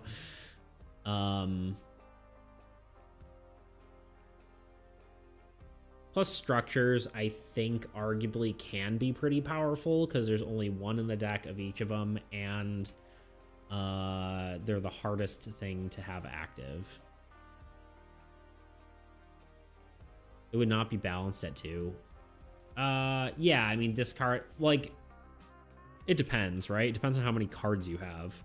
Because if it's drawing you more cards. If you're God of Magic, you have more cards. If you have a bunch of these, it would, you know... You can end the game pretty easily, but it's maybe... I would never use 1 card for 2 units. Right. But it's, I mean, it's just in a good spot right now, right? Like, before it wasn't.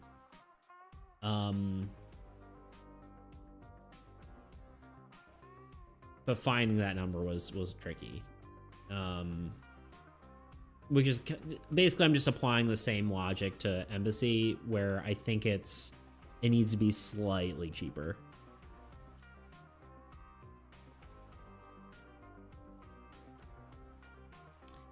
Thanks for reminding me. I do need to put my hat back on.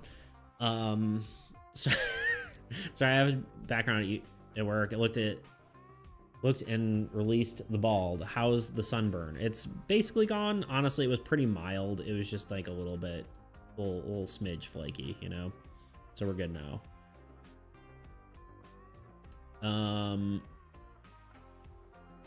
A for effort. Sorry, I missed that. Missed Bean. I miss Bean, you know? Boiled egg. Now I don't miss Bean anymore.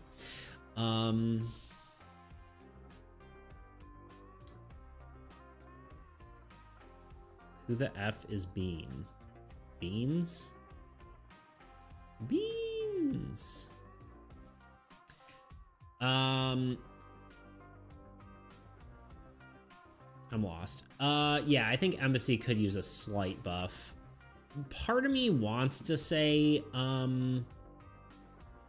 Graveyard could also be buffed to make it less units. I'm just playing. I'm just beats. Gonna lurk. Good luck. I believe in you.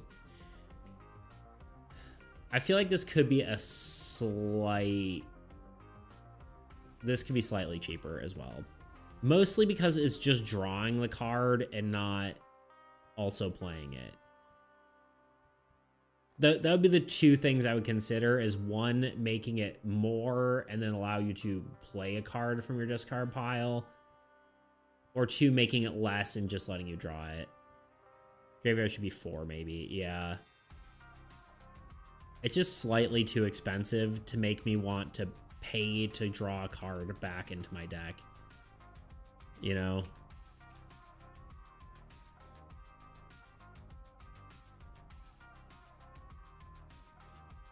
So, Graveyard, maybe. We already have a note for that. No. Do I already have a note for Embassy? Embassy cost, yeah.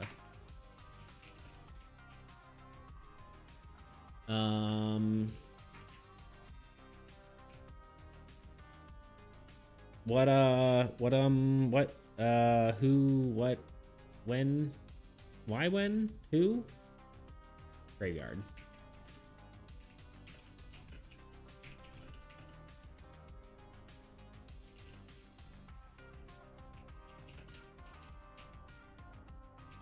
I almost want to drop it to 3, but that might be crazy.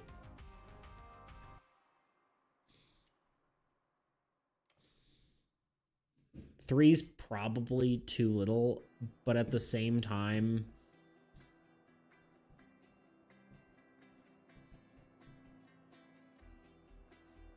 here's a crazier idea. What if it's discard a card? You discard a card to draw a card. like a card swap. I don't think that's good, but it is a crazy idea. It could be like lower units and discard a card, probably, but I don't think it could be just discard a card because that just feels weird.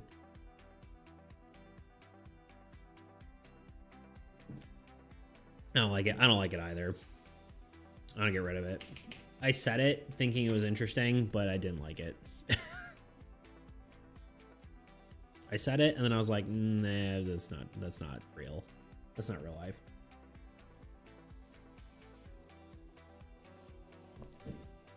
Today has so far been just solely a game design stream. We've only talked about game design. There has been no actual effort or like actual anything done today.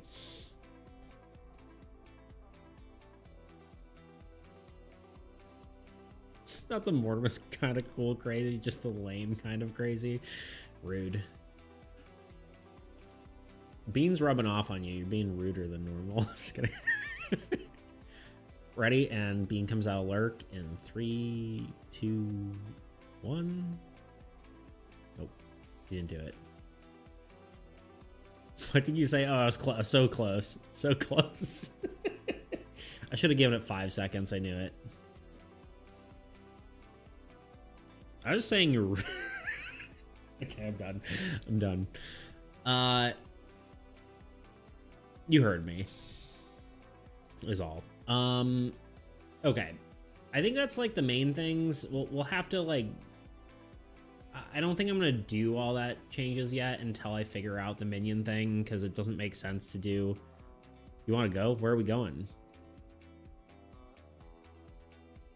Where are we off to? We're about to hit an ad. So again, we'll have our ad break and watch a video. I'm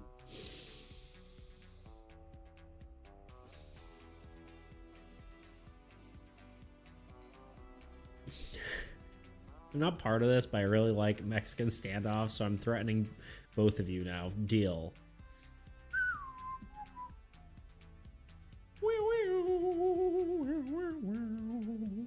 Kind of fits with the music.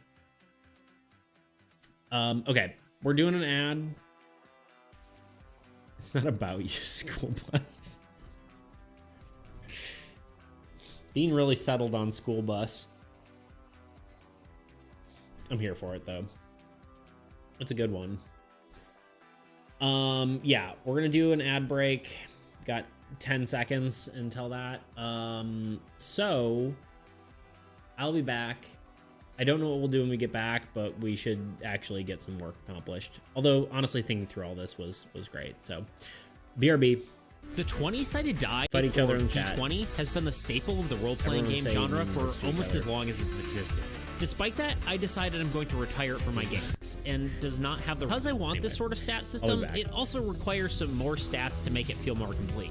Yes, it's true, other systems accomplish the same thing with even fewer stats, but I felt like the new stats helped to create a right balance I was looking for and remaining somewhat relevant to all characters. So let's talk about these new stats and what they actually mean and are associated with. Strength remains relatively the same, helping with actions related to physical prowess, such as melee attacks.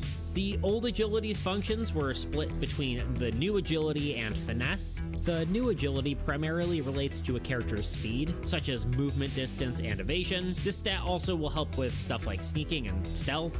Finesse, on the other hand, takes all the range accuracy that agility used to have, along with expanding on that idea, allowing for any weapon or healing tool to be more accurate as well. This stat essentially being your ability to perform actions precisely. Willpower has two applications. It is both your capability to perform powerful abilities and your ability to resist taking damage. Basically, your force of will you exert on the universe. Intelligence is more or less the same as it was, generally relating to using abilities and healing power. This will likely also encompass as a character's sense as well, such as perception or awareness. Not sure it 100% fits, but not really sure where else this kind of skill would go. Anyway. And lastly, charisma, which is a new concept for Soul, but one that I definitely think is needed. This will be used for persuasion-based abilities along with deception and performances. So I have my new stats, but how does that relate to the changes with dice? Well, part of Soul's design philosophy is to remove as much math as possible, helping to remove distractions and allowing for better roleplay and more interesting combat. So with this change, I'm doing just that, removing math. Like adding. Which, yeah, it's simple, but why have it at all if you don't have to? Let's compare this to D&D again. A player, when performing an action, will roll a dice, then look through their character sheet and find all relevant modifiers to add to the roll. My thought is, rather than having these numbers that you add to your dice, the dice have the modifiers directly built into them. So how am I going to achieve that? Well, the nice part about the D4, D6, D8, D10, and D12 is you might notice that they increase by an increment of 2 each time, which means we can actually just use these dice as a modifier themselves. A character with a lower modifier might have something like a D4, conversely, someone with a higher stat might use something like a D12.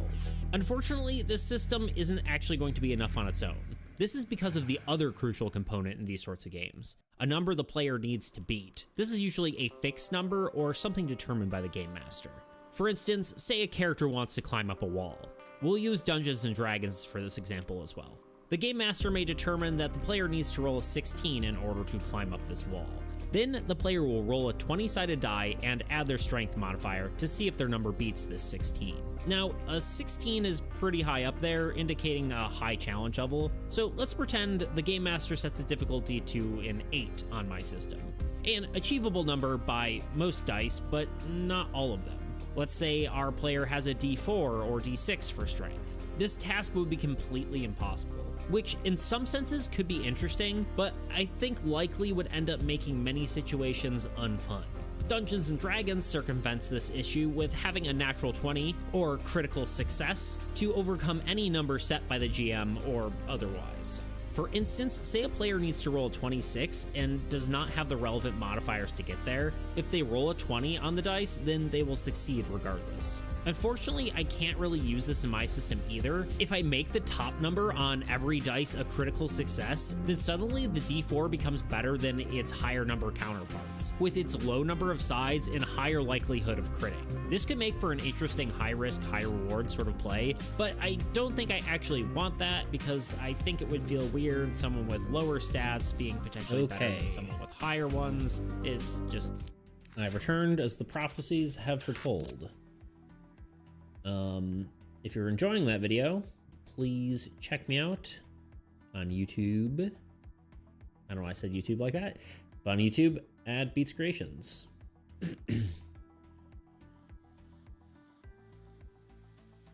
I wonder how many people have checked me out on Beats on my YouTube because of that.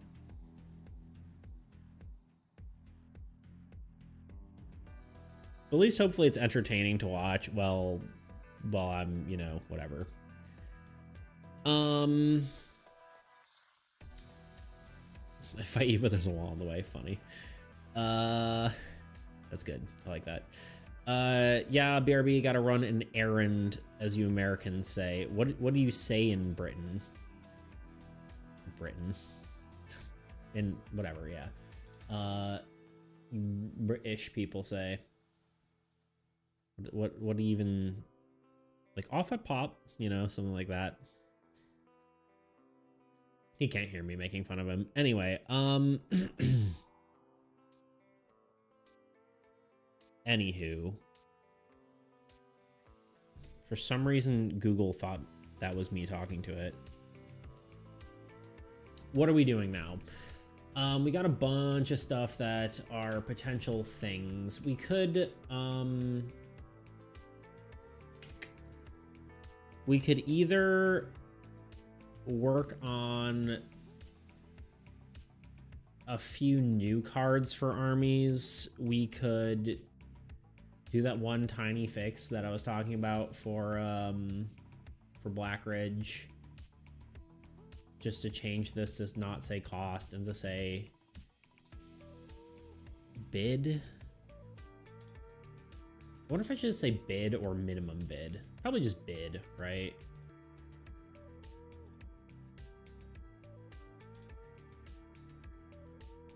I'm trying to decide what term to use, because anti would also work, because that is like effectively a minimum bid. I just was trying to figure out what word sounds the best, right? I don't want to say minimum bid because it's just too many words. I kind of like the small.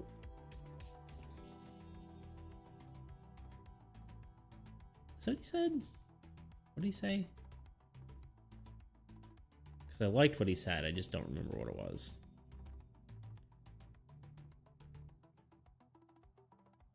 It doesn't go back that far.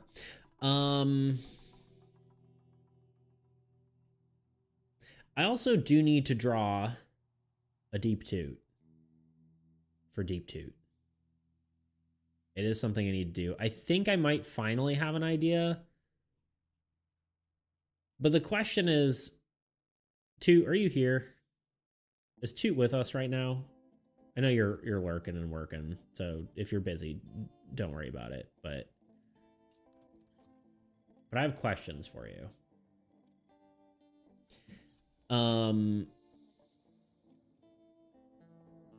Yeah.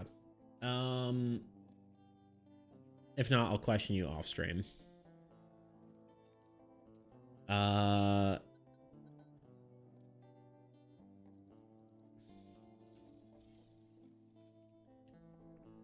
Yeah, I guess let's just do this because it's like a tiny change. It'll take 4 seconds and it just needs to be done. So let's do that. But you guys want to see something cool I made? It's a thing. In hindsight, I think I want to change it a little bit, but this is basically the idea of this is for my little miniature, I want to have a sort of interesting background for it. And this is I'm gonna put this on my TV and I'm gonna put my little miniature in front of it, and then I'm gonna whatever. It took like 30 minutes to render that. It's insane. It's like way too much, too many effects. This is the wrong thing. Blight of Blackridge.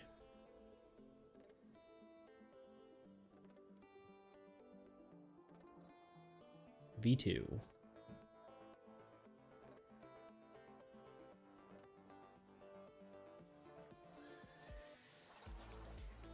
I guess we could also try to get Blackridge just implemented onto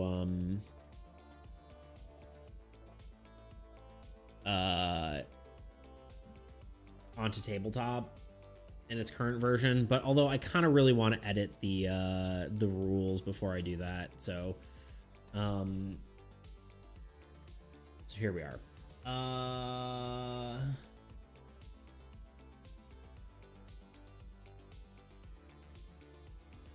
What is the goal? The goal here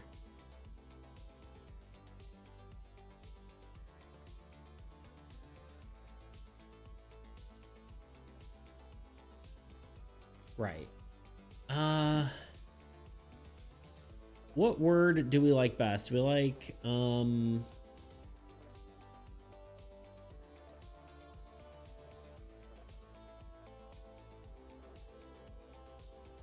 we could do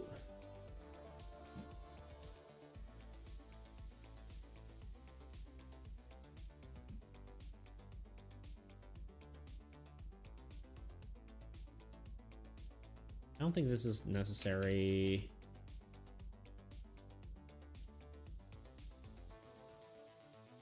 That's whatever. This is a rule thing.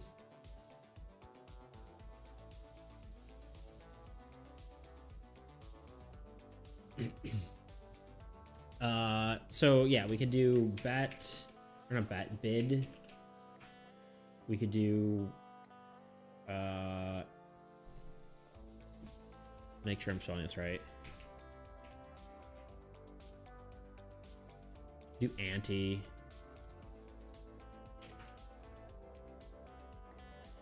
We could do minimum. I don't want to do minimum bet. I think just a smaller word. What did Maximus say?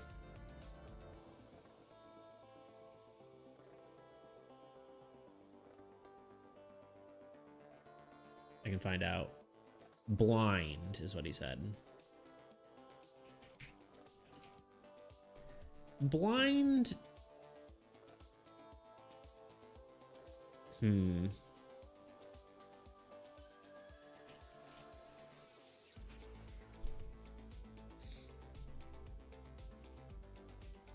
Wager is good.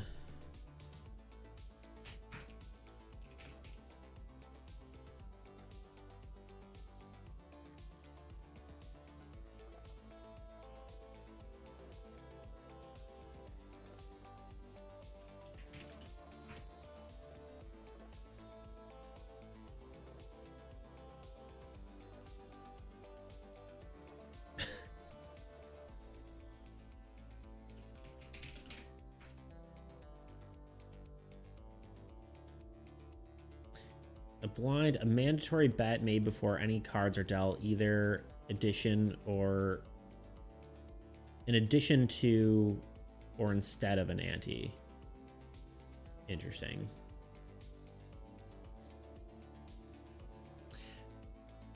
I was only half listening, but that seemed like an answer. No, it's it's a good one for sure. So the idea is currently these say cost, these cards, but really it's like the minimum bet you can do.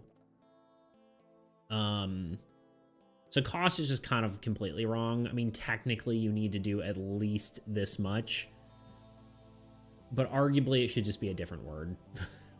It helps distinguish these from shops as well, which these ones say cost. It may as well say something different, right? So right now we got bid, although this should probably say like minimum bid if we leave it at that, but I do like less words on the cards. That's nice. Anti-blind are probably the most accurate. Wager maybe works. Let's look at wager as a word.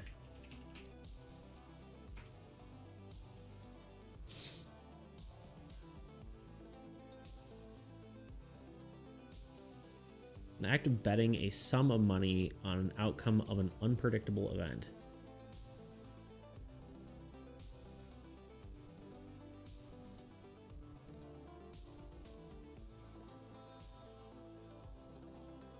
Wager feels more right in a way. Like it feels more thematically correct, right? Blind or ante kind of feels like it kind of takes you out of it. It makes it seem like this is a game, right? Whereas wager could be like potentially because the way to think of this in lore, right, is each one of these is like a contract you're betting on to kill this thing, essentially, more or less. So blind or ante kind of feels a little bit like you're taking you out of the lore experience of it. Granted, it's like, you know, it's a game, but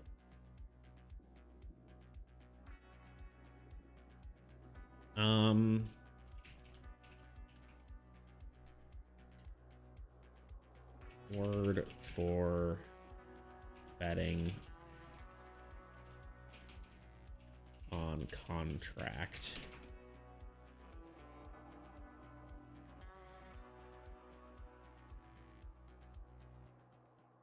Wager stake.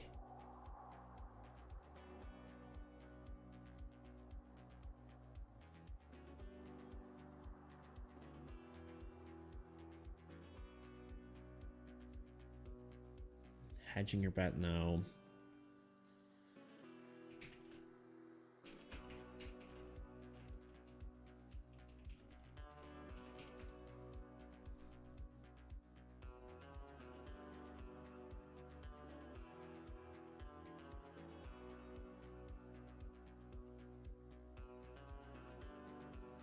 I think wager. I think I might like wager the most. it feels the most like properly thematic without sounding too much like a card game. Granted, the card game terms are probably more accurate.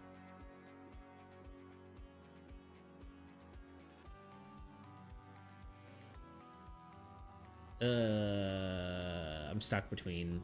I like Blind better than Ante. But Blind can also be, like, depending on the card game, can be... And granted, maybe this is just my experience, but if you're playing something like...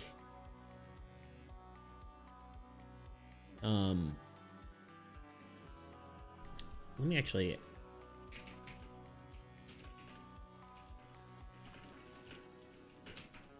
I've played card games where the blind is other cards you get to pick up.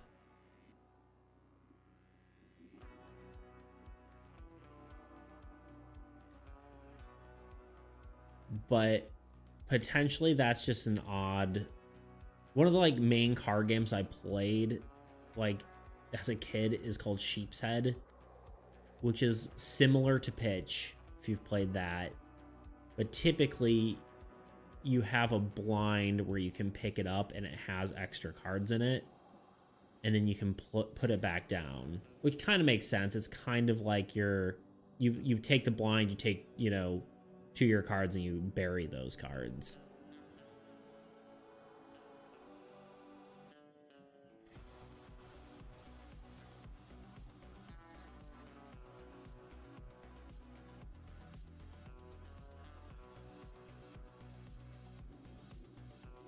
Let's directly into the dealer. Big blind.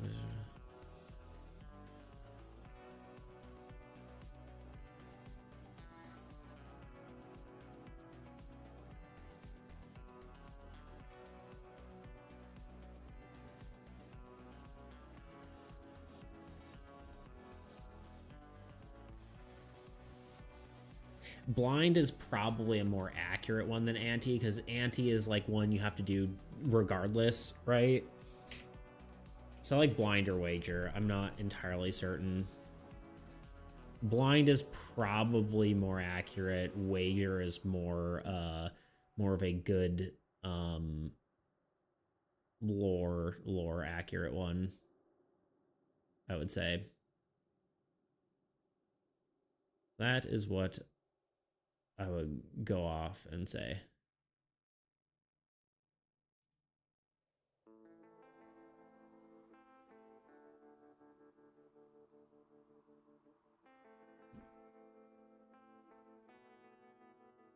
I don't say Wager. It just feels more right.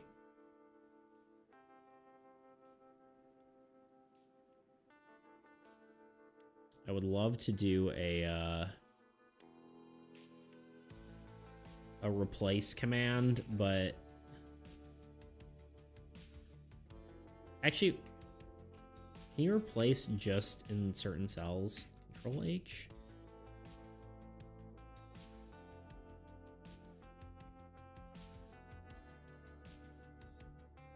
Specific range.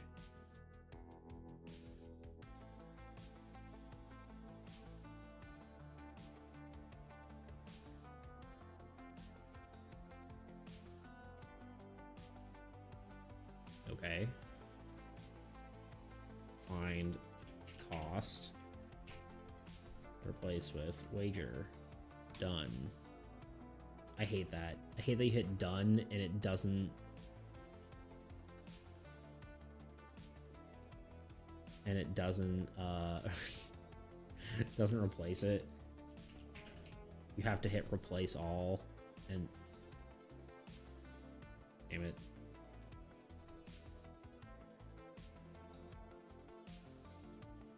Did it wrong. There we go. Easy peasy.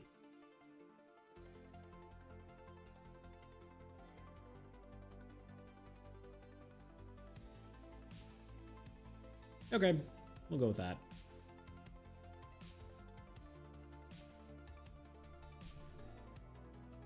Okay, well that's done. What else we got?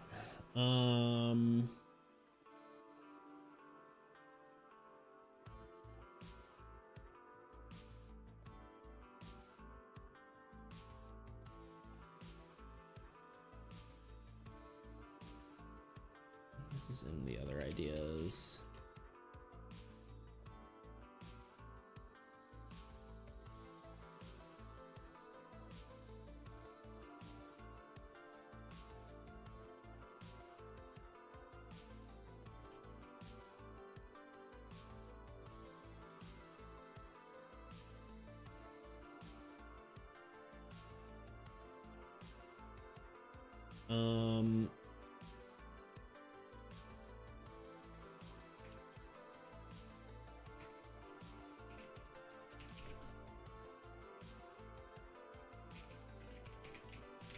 I just want to write this down. Minion placement. Play with minions separate from monsters. Because it is something I need to test, and it arguably is probably better, and I'm probably just being like mer about it, but here we are. I think just putting them on a separate plane would literally just make me happy, so maybe that's all I need to do. Okay, especially if they're gonna end up having different mechanics, they need to be in different spots, you know? If they're functioning completely different than monsters, I do think I want them to be stacked vertically rather than horizontally. So, just a thought. Which means editing this whole board. But honestly, I noticed something the other day, and I believe this is just horribly off-centered. Let's find out. Now no one will be able to unsee it. Where's the ruler? The line tool? Yeah, I don't know why it's not called a ruler. Click there to here. 18 units versus this. Well, it's still 18. I guess it's the same. It looks like it's off-centered. Something's off-centered here. Probably like the text here.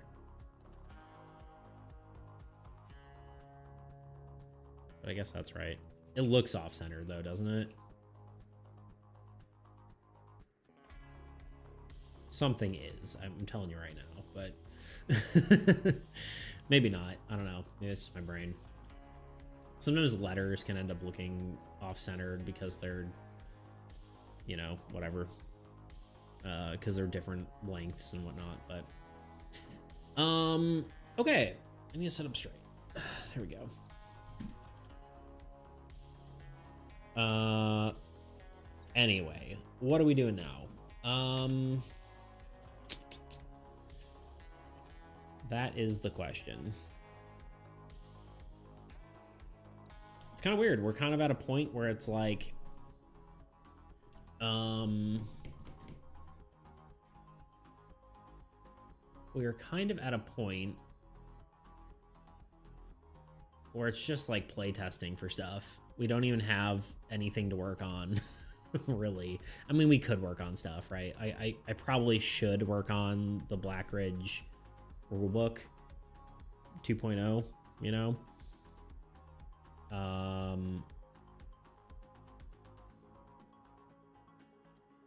But do I want to do that? I'm not sure. It's probably the most pressing thing to do.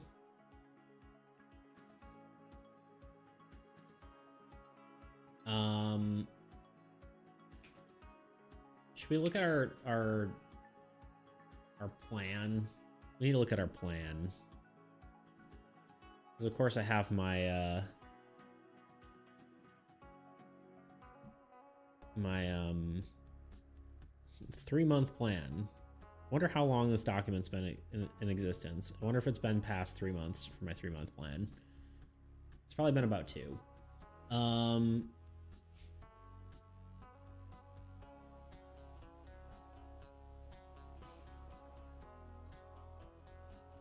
We've been playtesting armies. We're definitely going to at least have one update. I can tell you that for sure. The main thing here, one is the minion update.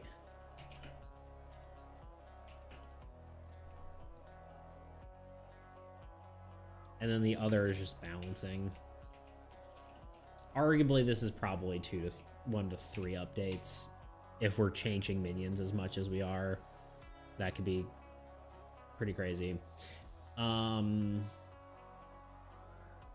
Playtesting, more creatures is done.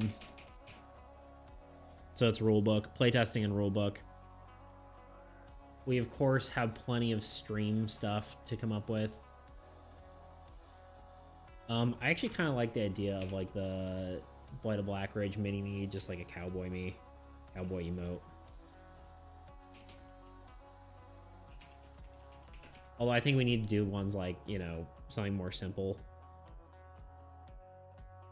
before we go anything crazy. We only have so many more emote slots. A lot of them actually have to be animated, which is kind of annoying in a way. But I suppose animated emote slots could just be static if we really wanted to. But we do need to... There's a few more redeems to do.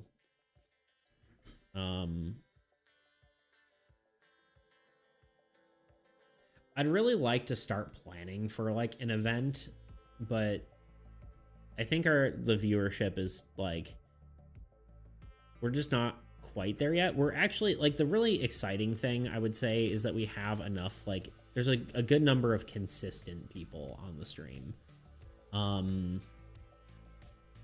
Which is something that we didn't used to have before, right? Like there would maybe be one person at a time, but we never really had like a bunch of different people chatting at once until basically like right around when I got affiliated, right? So that's exciting. We're actually really close to 100 followers too. 91. I don't know if I get anything for that. Probably not. But it is cool. I'm kind of just yapping at this point. I'm trying to think if there's anything else we need to do.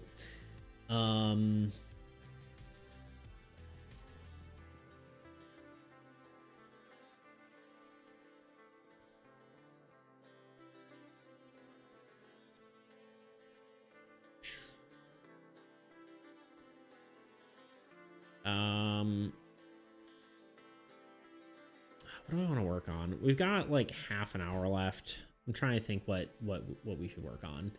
Maybe just the rule book. As much as I don't really want to. It needs to be done, you know. It's also just not good stream content. I probably should just draw. Should we make a cry emote? That'd be easy. I want to have laugh be like animated, and so that makes it kind of like a pain. So let's just do a sad one. Let's do a sad emote.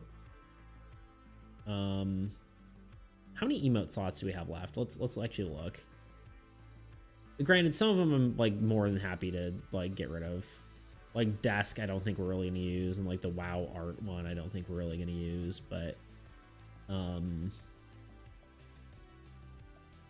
for now they're okay, right?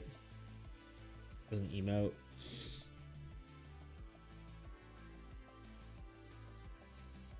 Everything else is pretty good. Let's get a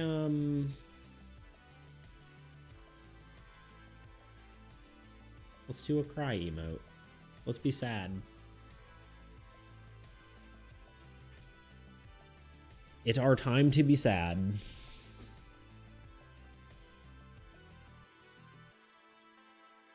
Well, Photoshop boots up. Checking my notifications here. Give me half a second.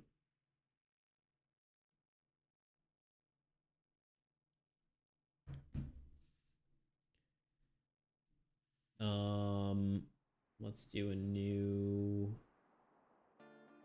I could also work on my drawing I've been working on. It's, I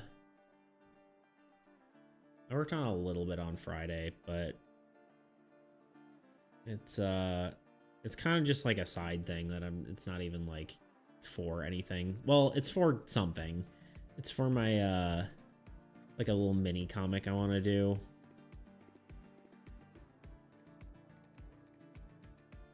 But I'm unsure, you know. So, let's do something. What are we, right. Let's pull up me, pawns, people, beats. I kind of like that I have a hat now. It's cool. Like, I like the beats with a hat. I try to like swap back and forth, like the where my emotes are facing, like whether it's like facing left or facing right. But it doesn't really matter.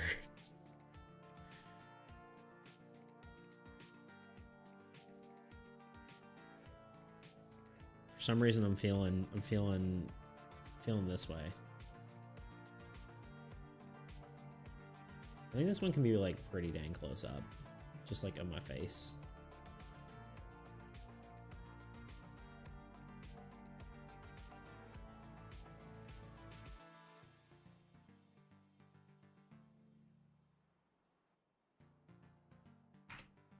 We're about to get sad.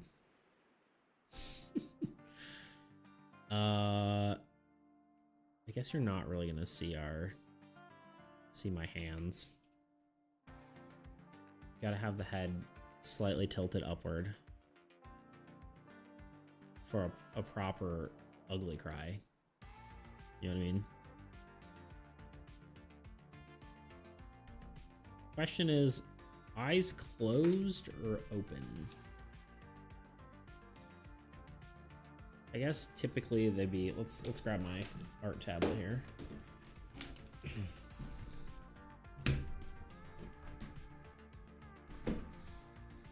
There we go.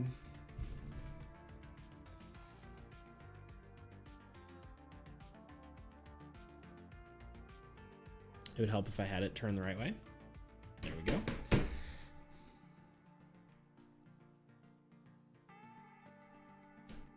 Just struggling to plug it in. I kind of forget that this is actually wireless too. I could just plug that in and do that. My cat keeps walking on top of it though. It keeps like using the mouse. It's just funny.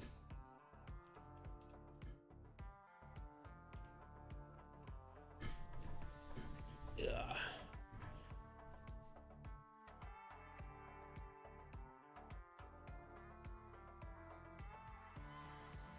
I'm trying to decide if I want hands like in this. Like I could move my hands like in front of my face, like do the old this kind of crying, right? We'll see though. See how it looks, and then we'll go from there.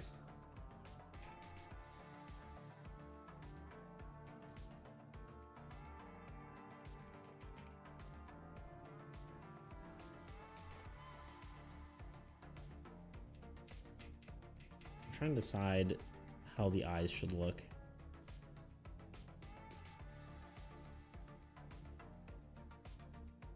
I think we probably can just go for closed eyes, right?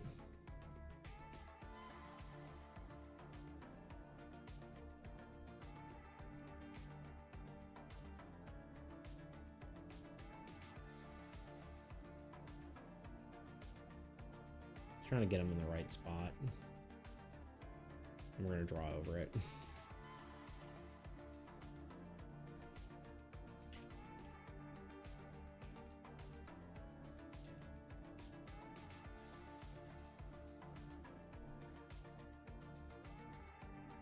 Doesn't seem sad enough.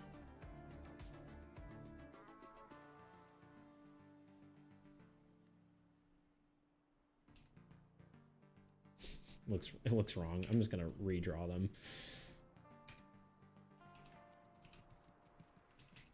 Here's what we're gonna do. Just undo everything real quick. There we go. And then lower the opacity. I just want to make sure they're like, when I'm putting them in, they're gonna be at the right spot, right?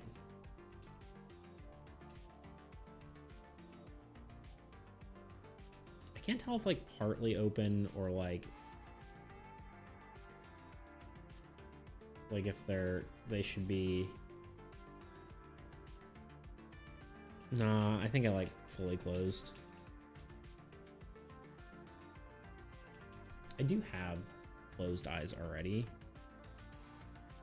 but I don't know if it's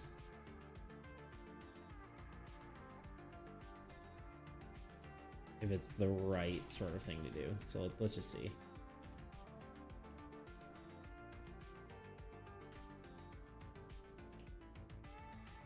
Of course, they're very much the wrong size.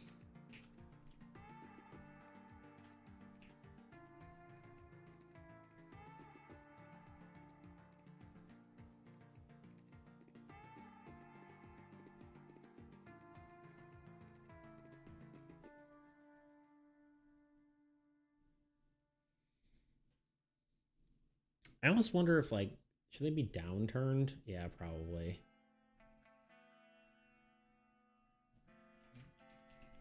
I don't really know how that works. Yo, Bean, what's up? Welcome back.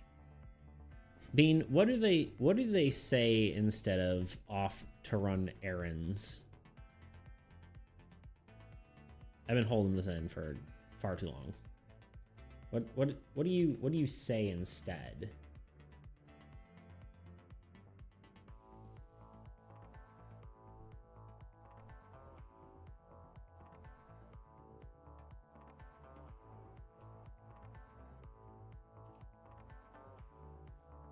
I'm making a cry emote. I don't know if I'm doing it right or not. I feel like this looks more sleepy than cry. But I think it's like eyes closed are gonna... Because that looks happy, right?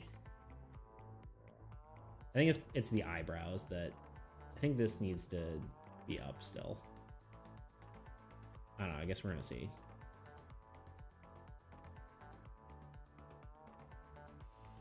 I gotta go do something. There you go.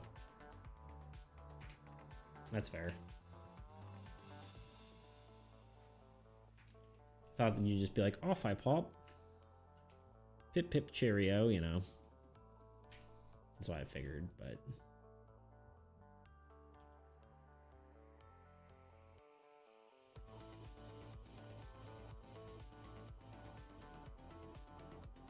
I've never said that in my life. Bean, I've heard legend of an ice cream called a knobbly bobbly. Is this true? Uh-oh. Is this a real thing? It is true. Have you eaten them, and is it delicious?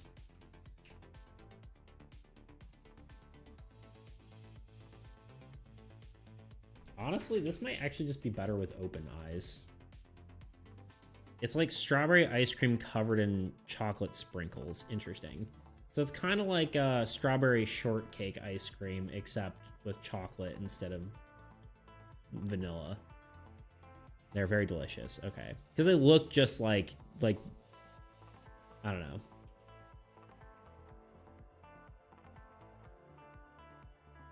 They look very similar to something we have, but honestly, I think just normal eyes are actually gonna be better.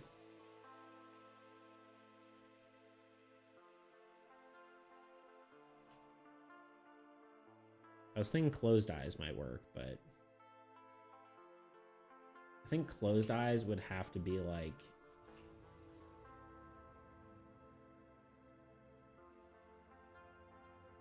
more neutral. I guess it looks gray. I guess just because it's...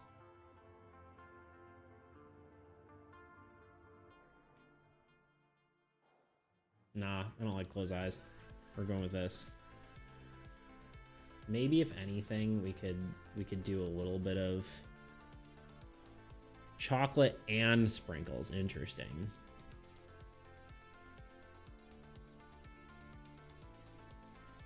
I'd stick with the open eyes. Oh, no, he's sad. I know, right? Maybe we could do like a little bit of this. Yeah, you ever feel bad about making like a drawing sad?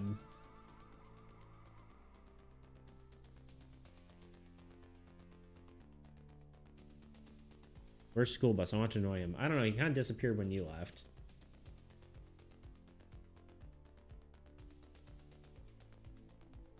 He probably missed you too much. I'm trying to decide if I like this or not.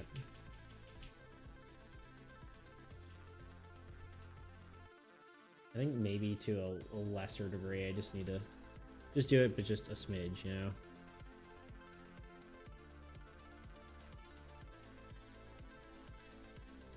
Yeah, this is the cry emote. It's gonna be very sad.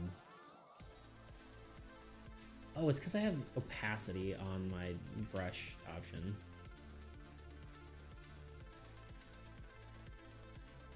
You know what face I'm trying to do, but oh, it's so sad. It's not quite what it's close to what I'm looking for, but which I think I might just want more of a, I don't know. I'm trying to decide. I think while I decide, I'm going to draw tears. We must have a sad emote for all the times we're very sad. You know who's going to be using that emote a lot? Who? Who's going to be using it a lot? Me? Just kidding. School Bus, true.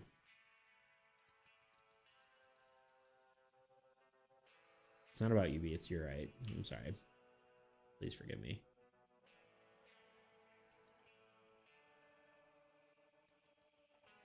You know, I'm trying to decide what colors I want to use here.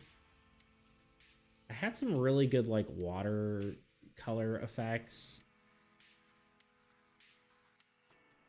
Not watercolors in, like, art, or, like, as in the art medium, but watercolors as in the colors I used for a different project. Now, I will not forgive you. I'll not forgive you because I can't bully you with this emote staring at me. Will you forgive me, please? All right, it's too sad. I did a lot of like water effects when I was doing that children's book I was working on.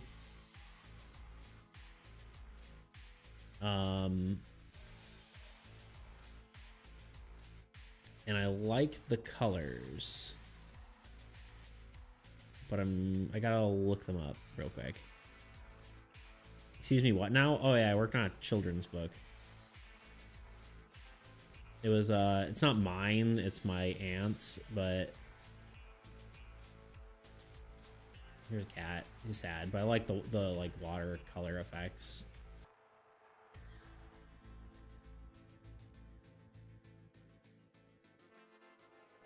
It's my aunt's book. This is what it's called.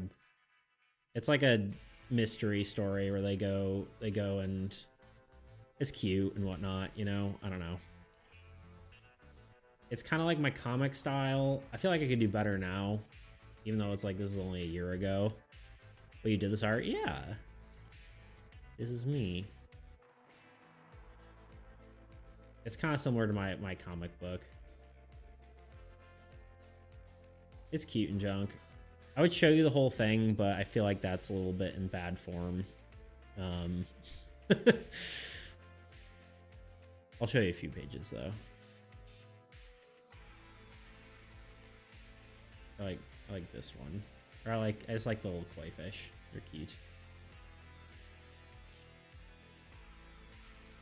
But yeah, I don't know. I like this. I like this bubbles. Oh hell yeah. Yeah. This is my it's on my website. This is so cute. It's on my website. There is a link to it, but I like this page too. It's cute. But yeah. This is actually one of my favorite panels, just color-wise and composition. It's cute.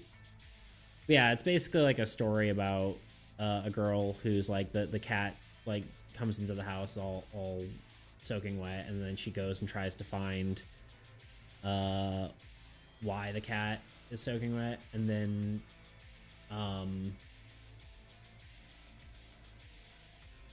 she ends up like getting like soaked herself basically in the process. And then it ends with her like figuring it out, and they're like, well, now we gotta like, how did you get all soaked? And then she's you know, whatever. I don't know, it's cute. My aunt made it up, I just illustrated it, so here we are. How did the cat get wet though? That's a good question. Oh yeah, it fell in the tub. Bam. That's how. Spoiler alert.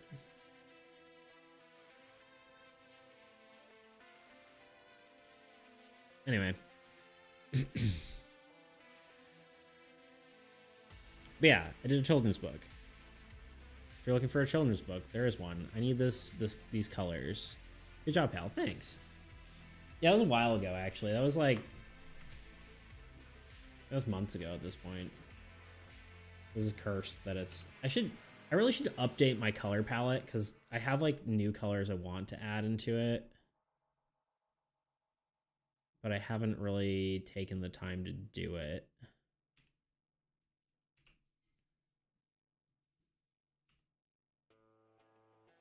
I don't know why that popped up. Okay, anyway.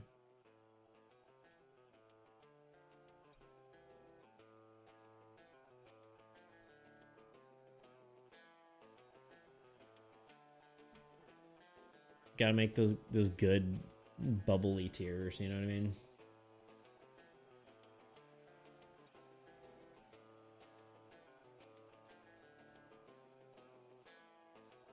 No, I think we only do it on one side. Which it could be like...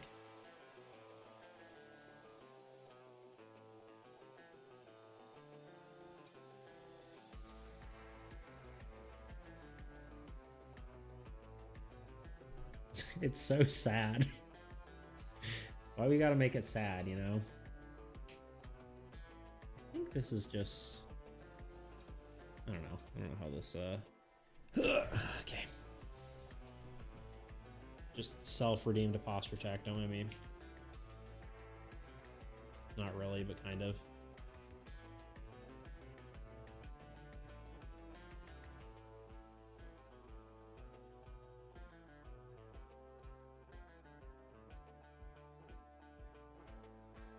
I kind of wonder if this actually needs the line art.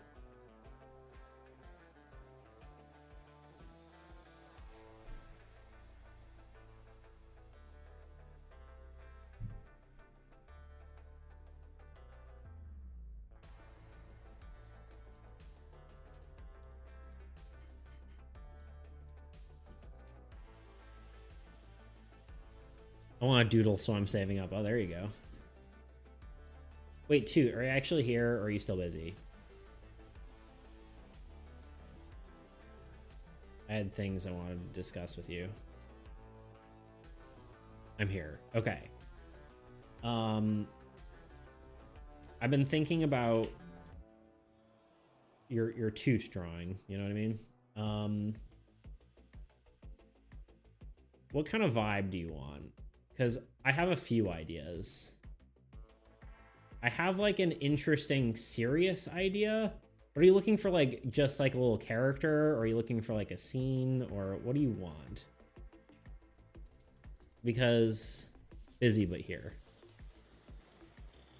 Again, if you're busy, you don't have to answer this. I can message you later, but I'm kind of just looking for what you're vibing for, you know? Because I have a serious idea I think is cool, which sounds funny for your username, but I'm kind of thinking the outline's maybe too much. I don't know, I can't tell. Maybe we just add the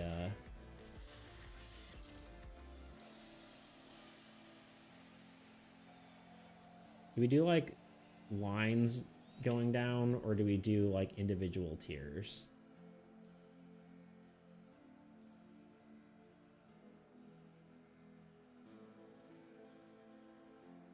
Hold up, is that bean on the turnip actually me?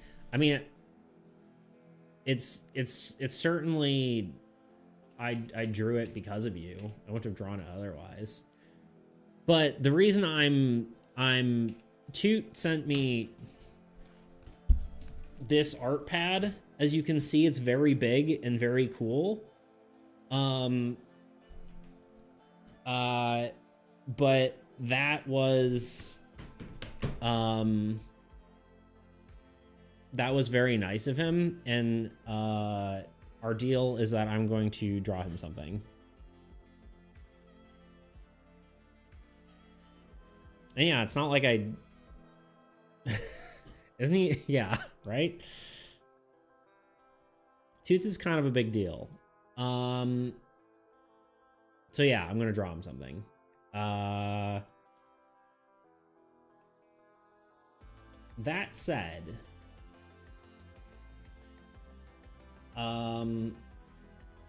yeah, I wanted to do that. But yes, I heart Mr. Beats. I heart Mr. Toots. Yes, Bean. I mean, I didn't just, you know, randomly draw a bean for no reason. It is a bean. It is a you, you know? The bean is you. I don't know who else it would be, you know?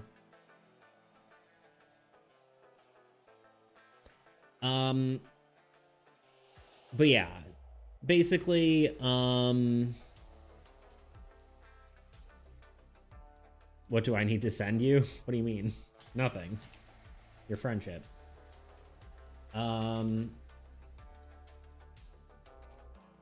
Okay. But you were thinking like a little, like a, you were thinking like a, I don't know if you were thinking a character too, but that's kind of what I was imagining. But I guess you said it could be anything. So yeah, I think I just like the little bubbles rather than any sort of full-blown whatever in the eyes. And maybe like a single tear rolling down my face.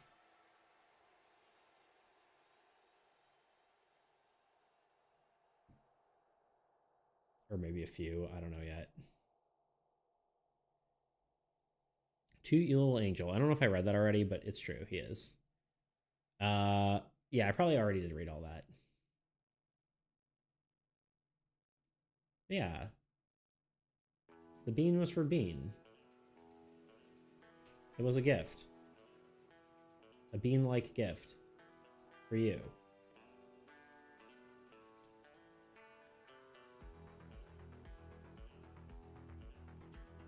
The bean was for Bean. I do need to draw beats at some point. I'll draw you a gift also. You really don't need to do that. But if you want to, go for it. I would love your art, I'm sure.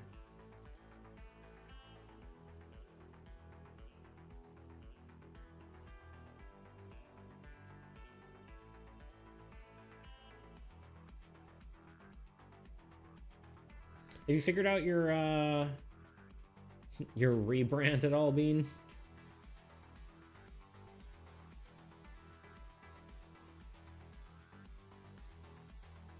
I'm excited to see how you envision a deep toot. I have, not at all, no. I have an idea, but it's like more of a serious idea, which I think is maybe interesting.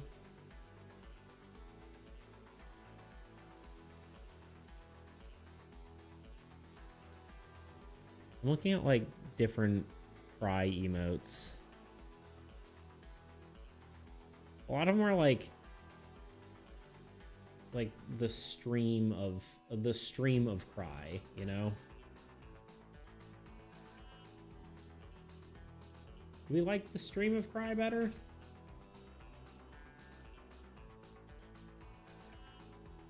A serious deep to consider my interest peaked.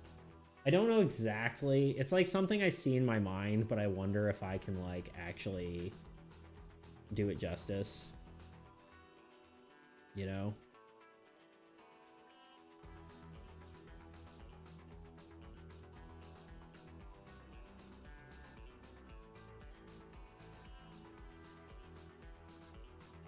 This one.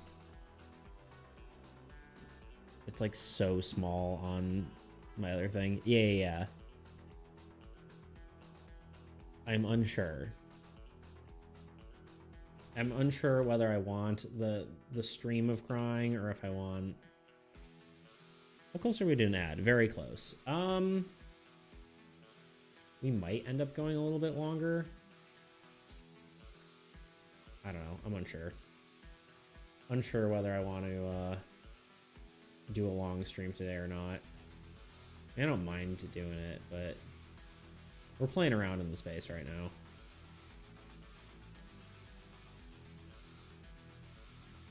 I just think it like... Oh, I did not watch the video you sent me. I'm the worst. I meant to. I ended up playing games with my friends. I forgore. Maybe it's the head tilt that's bothering me. I will watch it tonight. I promise you that. And then I'll cry for real, I'm sure.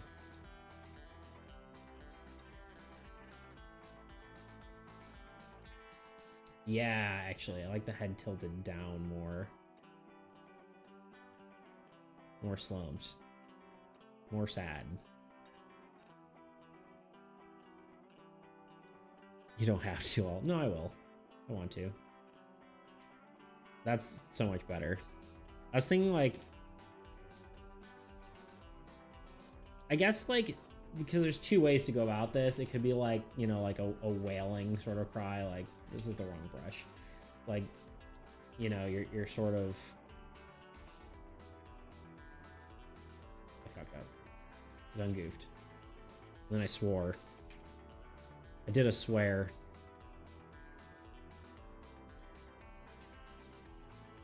I'm drawing directly on the head.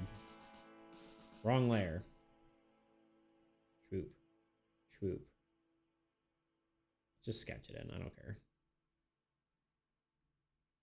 It's so sad. I'll tell you what.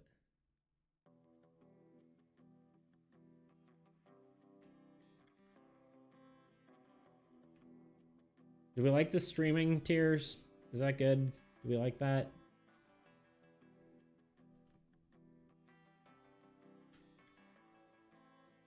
I should have put on a separate layer so I could just test. I think I like it.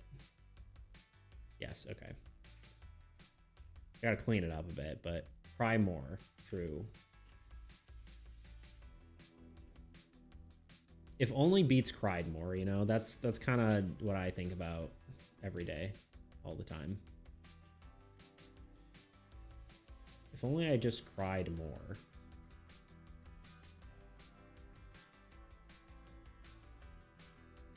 Same. You think about if Bean cried more or if Beats cried more? That's a real question. Hello, it is I, Beats Crymore. The Crymore estate. Yes, indubitably. Both. Fair. Separate bubble? Or part of the same tier?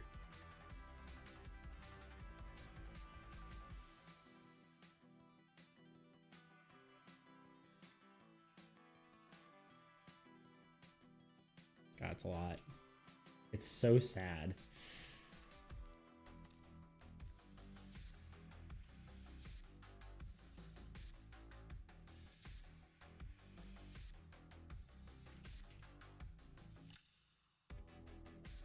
For some reason I don't like it as much now.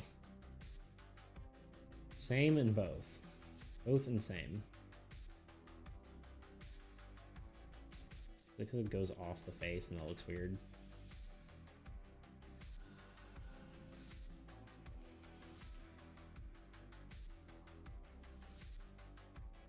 I think it's because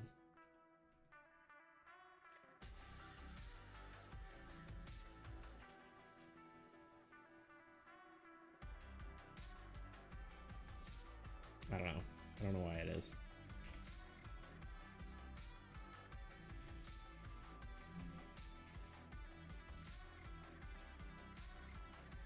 Trying to draw too fast. Gone mad with power. I think it's because the curvature of the face should be curvatured. Let's add mouth color so it doesn't look so weird, huh?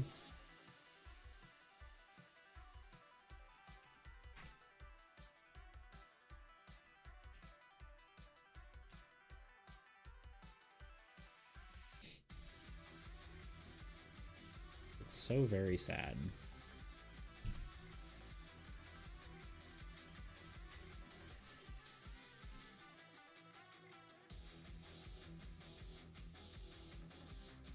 What's your favorite color?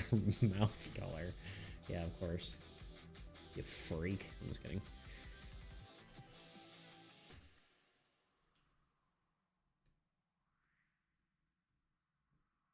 Did I really put it on one layer? Whatever, it's fine. It's not fine.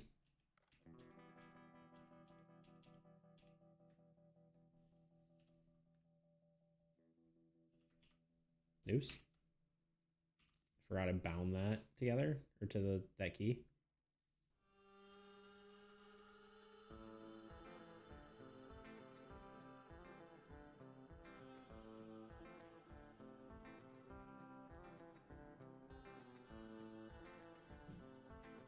We do extra whatever.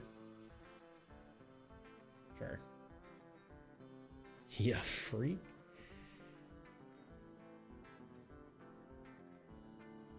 You heard me. You heard what I said.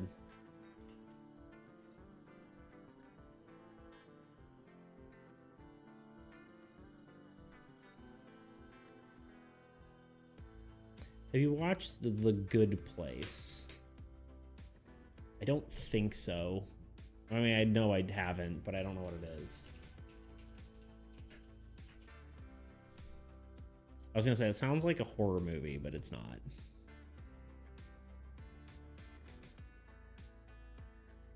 Yeah, I have no idea what this is.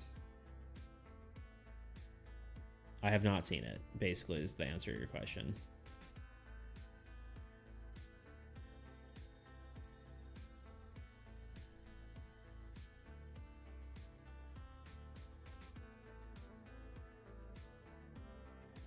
One of the other things I could do, and maybe we're just over-scoping this at this point, but I could give myself wobbly eyes. You know what I mean? Like, it could be like...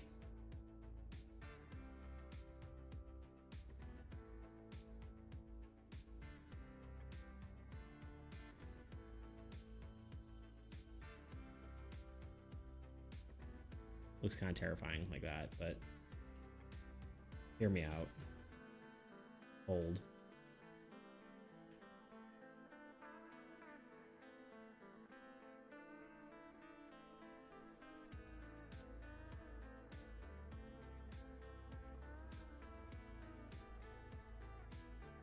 I don't need this one.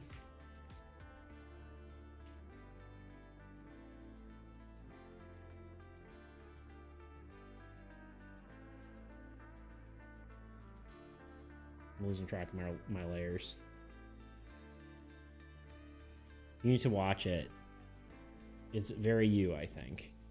Why do I keep pulling that up? Okay. I will have to take a look into it.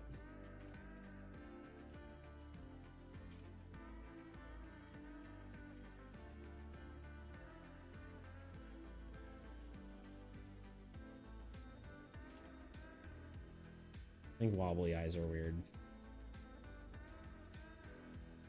It's too much. I look like a weird ghost. It's too much. I've determined. I do not like it.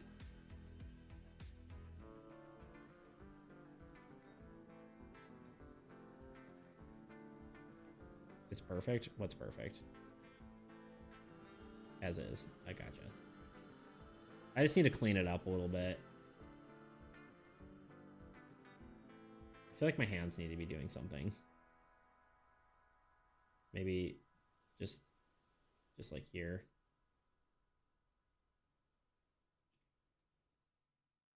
You okay, dude? Why would I not be okay?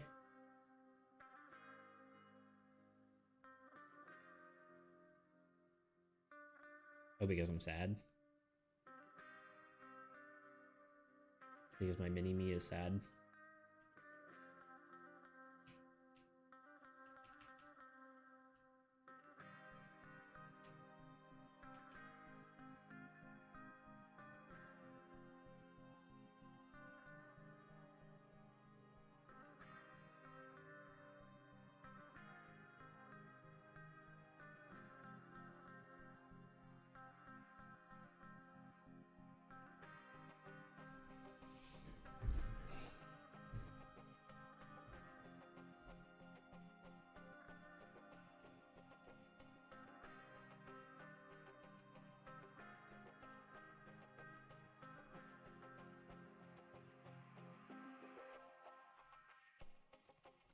The resolution is arguably not great scaled, like having my thing scaled up this much, but it's about to be scaled down like so much it doesn't even matter.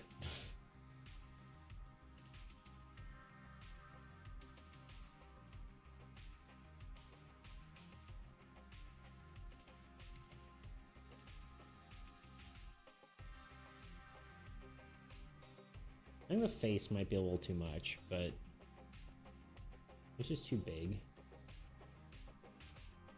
Yeah, it was just too big.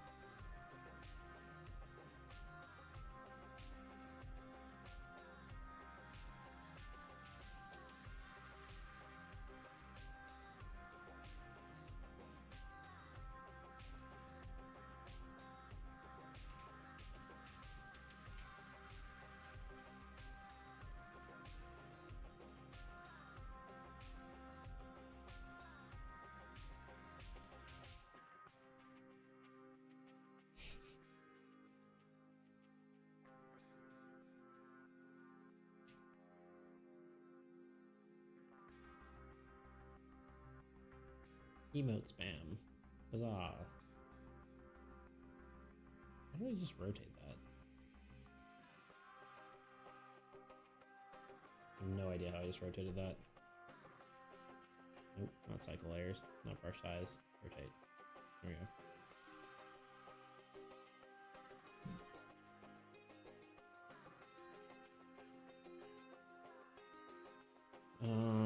And then we do a little bit of extra shine.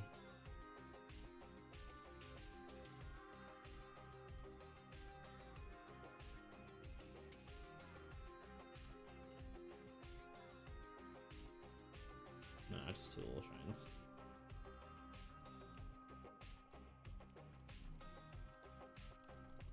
I watched one of your YouTube videos earlier. Oh yeah, which one? Did I just go through an ad without even noticing it? Or did I take I don't even remember what I did. Whatever. We're here. We are here.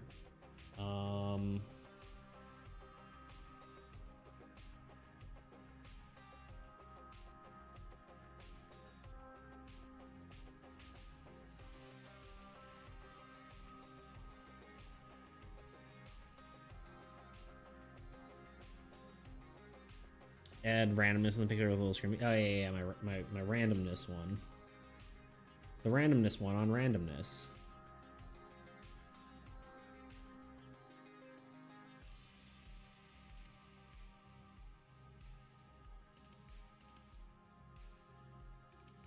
I feel like something's off here, but I don't know what. And it might just be that I'm sad. You know?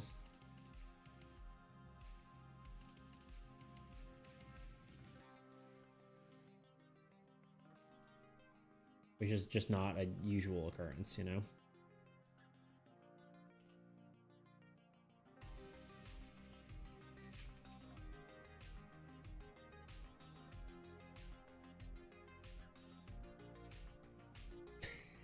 Is it sadder now? I think this might help. Just cute and sad, you know? Or is that weird?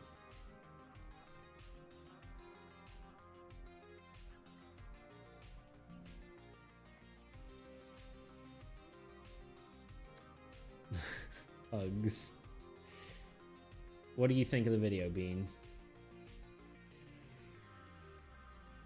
How was it?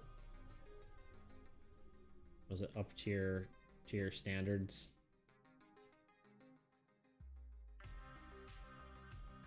Part of me thinks it's like almost too detailed, but at the same time, I'm unsure.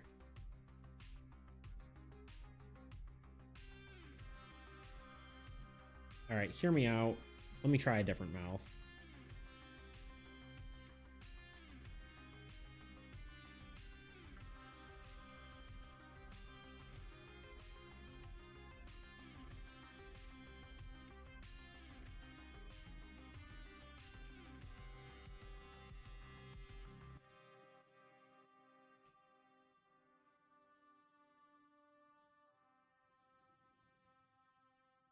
Great, obviously. That's what she said. There you go. Sometimes it is what she said, you know?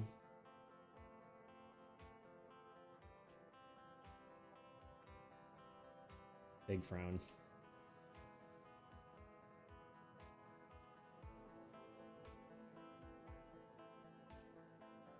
I don't know, I feel like frown feels like it fits the style more for some reason, whereas a big mouth feels like too much. What's our vote? Frown or open mouth?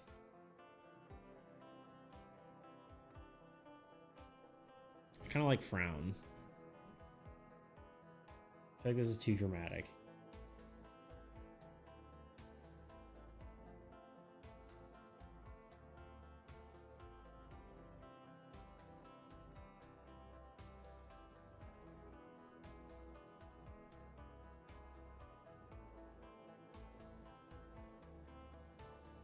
I vote frown. I do too. I think it looks more correct for some reason. And do we like the eye shines? Pains me to say it though. Yeah, I think the eye shines are good. Okay, we need to turn off the background and we need to do a stroke and do it on the outside and change it to white and make it much smaller.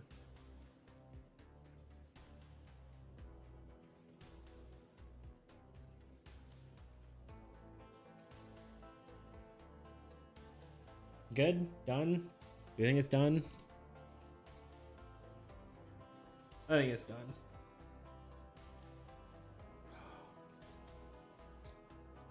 Where my elbows pop.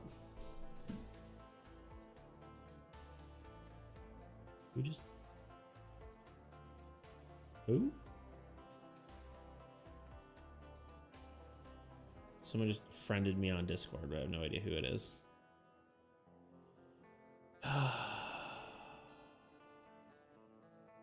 No mutual servers.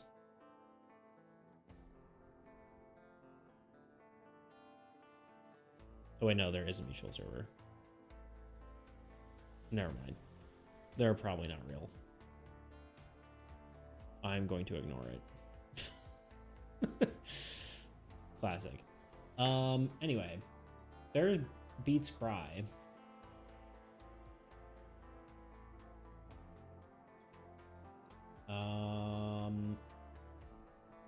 PNG.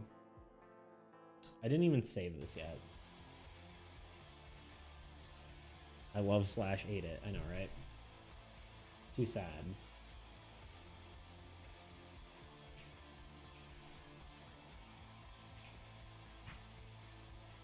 Oh, I forgot emotes are easy to do because they automatically... Oh, I do not need this open. It's going to crash my computer if I leave it open. For some reason, Tabletop Simulator just has memory leaks and just kills itself. Probably not something I should say on stream because that's like a curse word. Can't say the KYS, you know? Hey, look, it's you.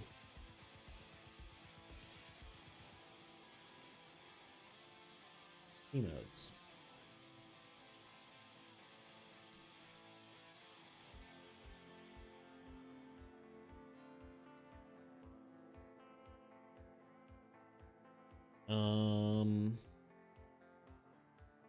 Yeah, I didn't know that you didn't. Didn't know that you didn't know that I did a children's book. I think I talked about that before you were like more consistently here. Because I did talk about it on stream. It was just not as of recent, you know?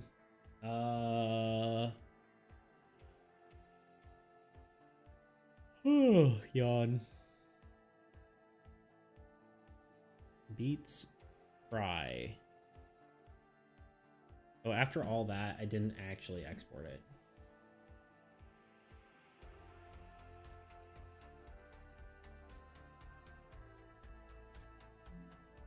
No. Oh, wait. Oh. Wait. There we go. So why is it doing whatever?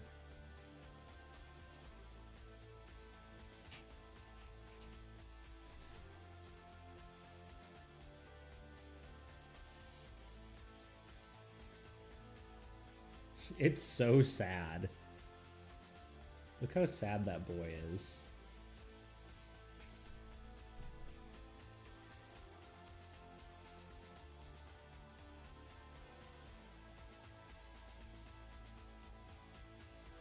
Pending emote. Why is it sometimes... No, I won't look. At what? Oh, the cry? That's fair. Arguably, it may need to be closer on my face, like a lot of these emotes. That one actually it honestly may need to be zoomed in. In fact, I'm gonna make the executive decision right now.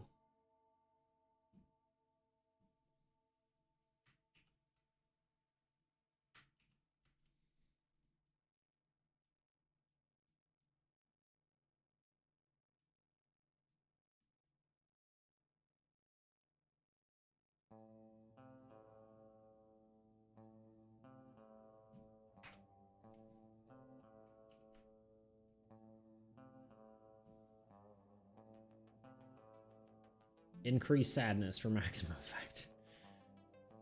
Increase closeness for maximum sad.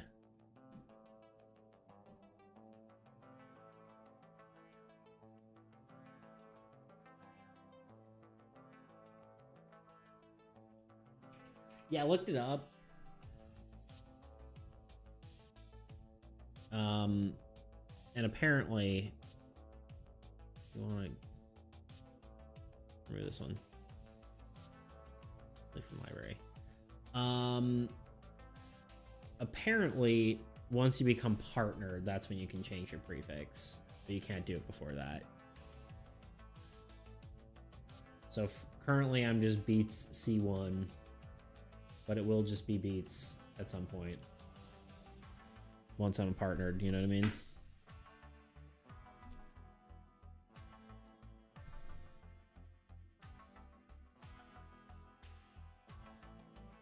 Actually, that one instantly approved. Why did that one instantly improve and the other one... And the other one was not going to approve?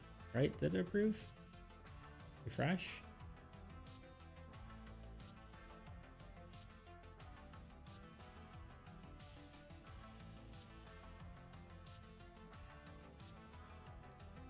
Hello?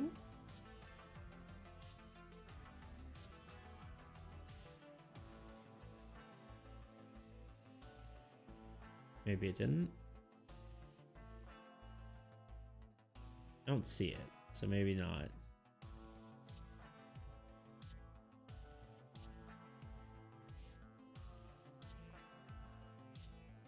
Oh, it did. There we go. There it is. There's the sad.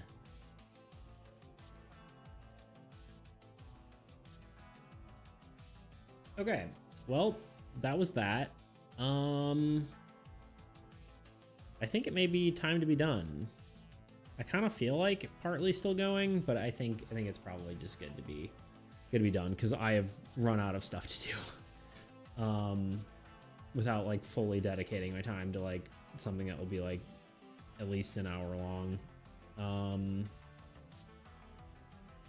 Yeah, we got another emote out of the way. And we're right on schedule. When did I see when I don't know how old this document is. I was kind of curious if I'm keeping on track with my 3-month plan, but it's hard to say. Anyway, I think we're done here. We should probably find someone to raid.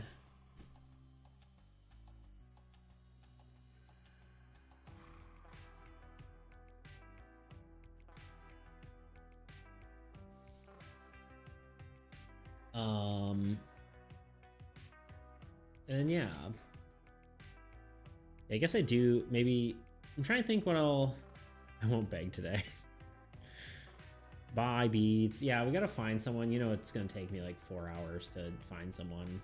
Although, if this guy's still streaming, he's not, of course. There's a guy who does YouTube game dev, and he was streaming earlier. And he just started streaming, so I was gonna raid him, but of course he is not streaming. Classic.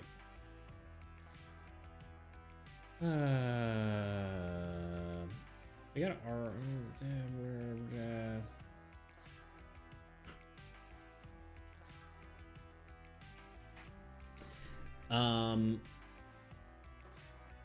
give me like 2 seconds. I want to see if there's anyone doing trading card game stuff. I found like one person the other day, and then I found like game creation stuff rather, right? I actually did find someone the other day. Of course,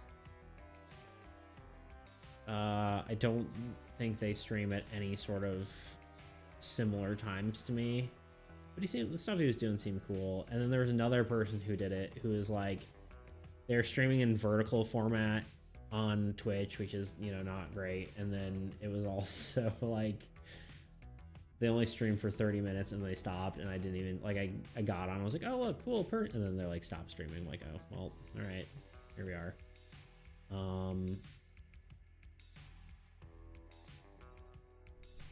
Let's see if we can find any art people, and if not, if no one tickles my fancy, we'll move on. Oh god, what did I click on?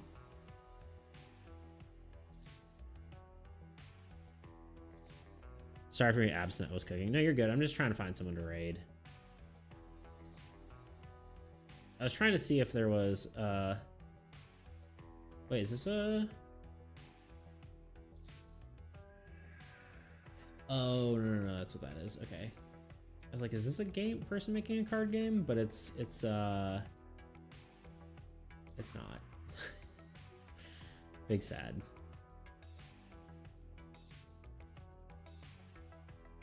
Yeah, I just want to find more card game people. You know what I mean? But I'm having no such luck. Well, I do, but it's never when I'm streaming.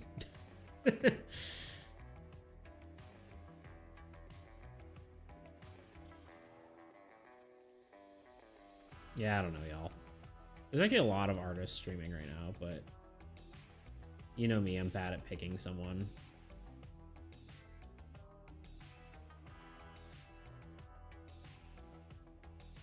If you do have any suggestions, I might take you up on that unless I find someone between then and now.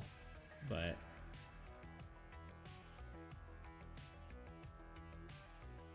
I just want to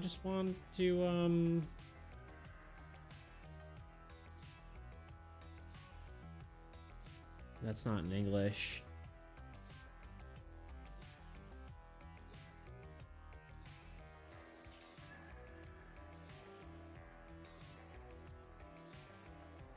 Let's see, is there anyone?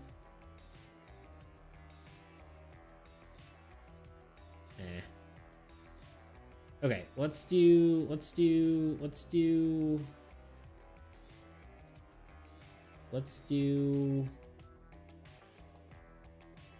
I'm gonna pick one in 5, 4, 3. Is this a card game? It looks like a card game, but it isn't. No, that's a 3D thing. I was like, that looks like a card, but it's not. 2, 1. I still haven't picked someone. Y'all, what am I doing with my life? This is cool. We're gonna do this. Bye. We're doing this. All right. This seems like game art, and so we're gonna do that. I don't know if it is, but YOLO, right? Picking at random. All right, y'all. I appreciate y'all being here. I will see you on Wednesday, and I don't know what we'll be doing. I have no idea.